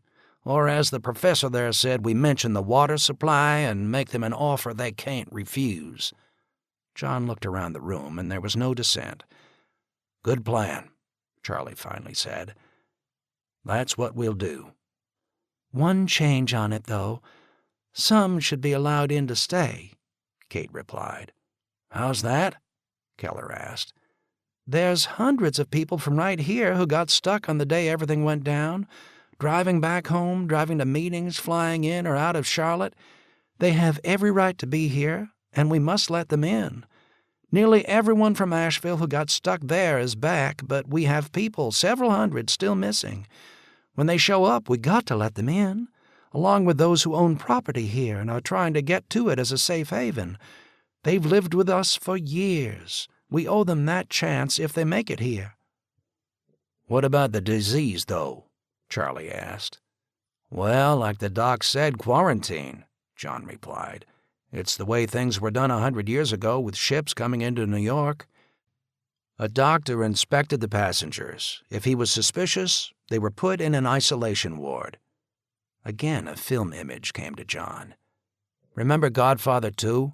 When the Don came to America as a little boy and was put in isolation because they thought he might be sick? We did it all the time then, and it worked. Yeah, and look what we got with that guy, the Mafia, Carl replied. John realized he had pulled the wrong analogy, but pressed on. The practices of 100 years ago did work, and we have to step back to them. If a ship came from a port where they knew there was some outbreak of a contagious disease, the ship itself was anchored in the outer harbor until it was deemed safe to pass. We can do the same, John said, looking hopefully at Keller. Keller hesitated, then nodded in agreement. Doc, what about the nursing home? John asked, and Keller shook his head. That place is crawling with every infection known to man. I'd suggest one of the larger buildings at the Baptist Church Conference Center right up near the Gap. It's right off the road. He looked around, and everyone finally nodded.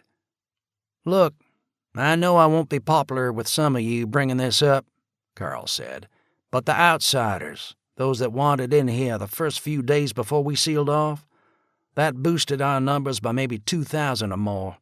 Do we let them stay? No one spoke in reply, but Kate was shaking her head. We've settled that here, Charlie said, and John looked over at him, his thoughts instantly going to Michaela. Why? Carl asked. I think we should have talked about this before our deal was made. What are you suggesting, Carl? Charlie snapped. They've been here 8 to 10 days now. Many have integrated in, found a friend or a job to do. What are we going to do, march around town and round them up at gunpoint? It would be one hell of a sight and frankly tear us apart. We were once all Americans, Kate said quietly. Precisely, John now interjected. Those that are here stay. We've already made that agreement.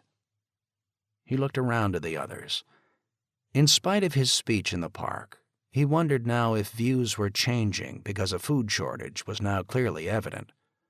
No different than keeping out those on the other side, Carl replied. Maybe not, God save us, John replied. I don't have an answer for that. But those that are in, stay." He looked to Charlie for support.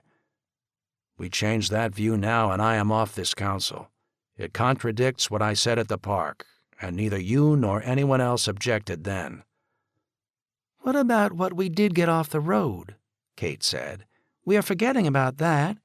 We got 6 trucks loaded with foodstuffs, enough rations to feed all of them for a couple of weeks. Consider that as their payment." John nodded to her, an adroit move on her part. "They stay," Charlie finally said, and Carl nodded his head. "One other thing," John interjected. "Those passing through, anyone special, we should allow them to stay if they wish." "Like who?" Keller asked. "Anyone that can help us survive now, or rebuild. Such as?" "Military men, police officers, for example." He knew he'd get immediate nods from Tom and Carl on that. The fraternal order definitely looked out for its own, and John realized he was doing the same when it came to the military. "But others, farmers, they have skills we need, can help with the cattle, hogs, and what crops are planted. All that fancy machinery is dead, and a lot of farming is reverted to back-breaking labor. I think we should grab any electrician we can find, power company guys, people like that. Doctors, nurses as well. If they want to stay, we interview them. If they check out okay, they can join us." There was a moment of silence again. "Agreed," Charlie replied. "That means their families as well," Kate said. "I wouldn't give 2 cents for a man or woman who would grab the chance to stay and walk away from their family." "No argument there," Charlie finally replied. "John, could you draw up a list of recommended skills you think we should have?" John nodded. "Frankly, I'd kill for someone who could build a steam engine." There was a round of chuckles at that. "No, people, I'm dead serious. A steam engine would be worth its weight in gold. Do any of you know how to make one, let alone repair an old one rotting behind a barn and then keep it running?" Everyone was silent. The thought started him rolling. Get a steam engine and you have power where you want it, to pump, dig, cut, hell, even mount it on the rail tracks and move things. I'd like to find some old guy who repaired phone lines 40 years ago and could retrofit us. Prowl through the antique stores on Cherry Street and you'll find old crank phones that still might work if we could find someone who understood how to hook them up. It'd link the 2 ends of our community. Several were now nodding. The guys I know in my Civil War roundtable, Revolutionary War reenactors, many of them know skills that are lost to the rest of us. I want people like that. I'd trade 100 computer tech heads right now for one guy who understood steam engines. I'd trade 100 lawyers for someone who could show us how to make gunpowder from what we can find here in this valley, or which roots we can dig right now and safely eat. An old chemist who could make ether or chloroform. Doc, we're going to need a lot of that in the months to come, and I'm willing to bet we're short already. An old dentist who could get an old-fashioned foot-powered drill running. You folks think about that yet, next time you get a toothache? Care to have the tooth yanked instead and no painkiller while we're at it? Remember the old movies? The ones about a gang of kids and one of them usually had a bandage wrapped around his head to keep his jaw shut because he had an abscessed tooth? If we saw that 2 weeks ago, the parents would have been arrested for child abuse. But I tell you, we'll be seeing that again, and real soon." He suddenly realized he was rambling. The room silent, suddenly far too hot. "Sorry." No one spoke, and he wasn't sure if it was because they were embarrassed by his rambling monologue or because he had indeed hit home with what they faced. "I think we have it all for now," Charlie said. "Let's get to work. Meeting same time tomorrow." The group stood up, and John felt a stab of pain. Keller was bent over the table, holding John's right hand down and taking off the bandage. The group looked over at them, and he could see concern in Kate's eyes. "John, I think you better go home. You're running a fever. I'll see if I can dig something up for it and come by later," Keller said. "I told you, that nurse, the tall, good-looking one, Michaela's her name. She's giving me Cipro." "Well, it should have kicked in by now. I don't like this." And Keller sniffed the bandage again, his nose wrinkling. John looked down at his hand. It was swollen, red-streaked, the exposed wound red, the edge of the flesh where it had been stitched together puckered. He was suddenly worried. God damn, an infected hand now? He had images of Civil War-era surgery. "What the hell is it, Doc?" Kate asked, coming closer. "Maybe staph, but I don't have the lab to test for it. Crops up in hospitals, nursing homes, resistant stuff. Go home. Go to bed. I'll be by later today or this evening." "I said I was going up to the college to get some volunteers for the elementary school. Last thing I want is you walking around at the college or in the elementary school with that hand. If you got a staph infection, you're a spreader now. So just go home." John nodded and stood up, feeling weak. He headed to the door, Keller walking alongside him. Starting the car up, John headed for home, and as he pulled into the driveway, he knew. Jen was outside, sitting on the stone wall of the walkway leading to the door. Elizabeth was on one side of her, Jennifer on the other. As he got out of the car, the dogs came up, but a sharp command warned them to back off. "It's Tyler, isn't it?" John said. Jen forced a smile and nodded. Jennifer started to sob, and he put his good arm around her, his little girl burying her head in his chest. "Pop, Pop," was all she could get out. Jen put a hand on her granddaughter's shoulder. "Pop is in heaven now, dear, but it's okay to cry." Elizabeth leaned against John's shoulder, forcing back a sob, but then looked up at him. "Dad, you're burning up." "I'm okay," he said. He looked at Jen. "Let's go in," she said. He followed her into the house, which was all so silent, and into what had been Jennifer's room. Tyler's features were already going to a grayish yellow. John remembered the first time they had met, Tyler coldly looking at this Yankee, worse yet from New Jersey, who obviously had but one intent only, and that was to seduce his only daughter and take her away. John smiled. "Oh, I understand that now, Pop," he thought. And then so many other memories of the gradual thaw. The first time they'd gone out shooting together while the girls went to the mall to go shopping. Tyler fascinated by the old Colt Dragoon pistol John had brought along, roaring with laughter over the encounter with the local rednecks that had happened but weeks before. That had been an icebreaker. Father and potential son-in-law shooting, talking guns, then sitting on the patio and having a cold beer. And then the grudging acceptance that had turned to friendship, and at last had turned to the love a father would have for a son who then gave him two beautiful granddaughters who allowed him once again to relive the joy of raising a child. He was gone now.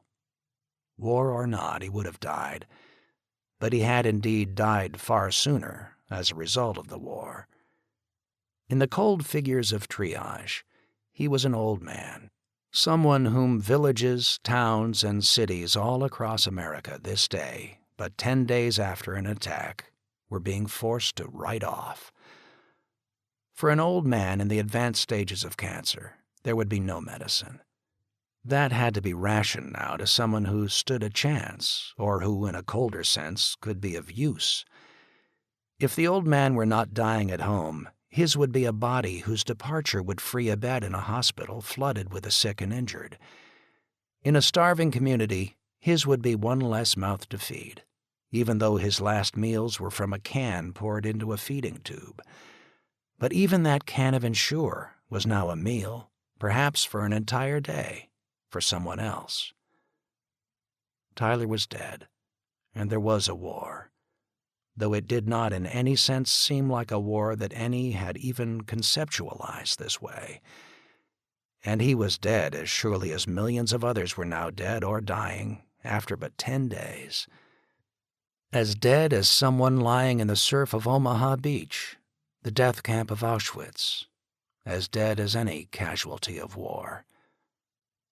Frightened for a moment, John looked back at Jennifer, who stood in the doorway clutching her grandmother's side. The last of the ice had given out 2 days ago, the bottles of insulin now immersed in the tank of the basement toilet to keep them cool.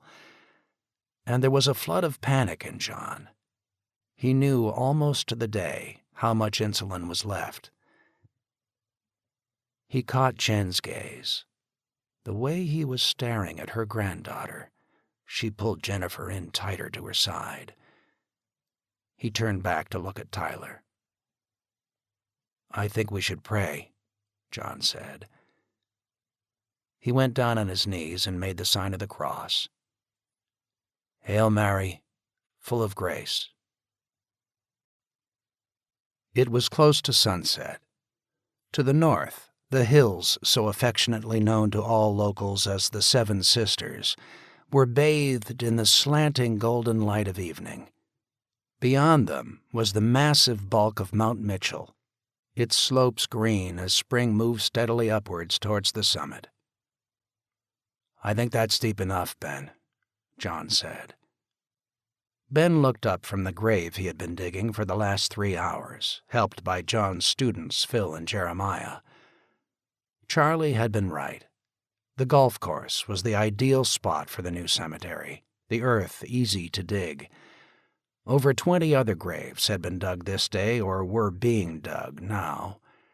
The 7 who had died in the elementary school during the night, 5 others who had died during the day, and 3 suicides, though one minister had tried to protest that decision that they be buried in what was now consecrated ground. That protest was greeted with icy rejection from Charlie, who was now a former member of that congregation. There had also been 2 more heart attacks, 4 more elderly from the nursing home, and perhaps most tragic of all, the Morrison family burying their 7-year-old boy, who had had an asthma attack. John tried to block out the screams of the mother as the dirt was shoveled into her boy's grave. Reverend Black drew away from the Morrisons and came over. "Ready, John?" John nodded. Richard Black looked exhausted, eyes bloodshot. The Morrison boy had been part of his congregation, a playmate of his son's. John looked over at Jeremiah and Phil and nodded. The 2 boys went to the car, opened the back seat, and struggled to pull Tyler's body out, wrapped in a quilt. He was already stiff with rigor mortis. They carried him over and stopped by the side of the grave, looking down, and John realized no one had thought about how to put the body into the grave. Always bodies had been in coffins. Concealed mechanical winches lowering them in a dignified manner. Jennifer broke away from her grandmother's side, hysterical, and ran away. John looked at Elizabeth, and she turned to chase after her sister. "I'll help," Rich said. He eased himself down into the grave, Ben joining him. They took the body from Phil and Jeremiah and maneuvered it down, then pulled themselves out. John found himself suddenly wondering why the old tradition of a grave supposedly having to be 6 foot deep existed. Fortunately, this one was maybe 3.5, 4 feet down and easier for the Reverend to get out of. Tyler rested in the bottom, face covered but bare feet exposed, and it struck John as obscene for him to be exposed thus, but there was nothing to be done for it now. John looked at Jen, who stood at the head of the grave, almost serenely detached. "I don't know the Catholic rite," Rich said. "I'm sorry."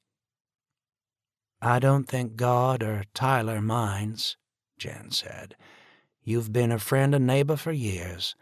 I think he'd want you to do this for him, for us." Rich opened his prayer book and started the traditional Presbyterian service for the dead. Finished at last, he went to Jen, hugged her, and kissed her on the forehead, then did something John had seen only once before, at a Jewish funeral, years before.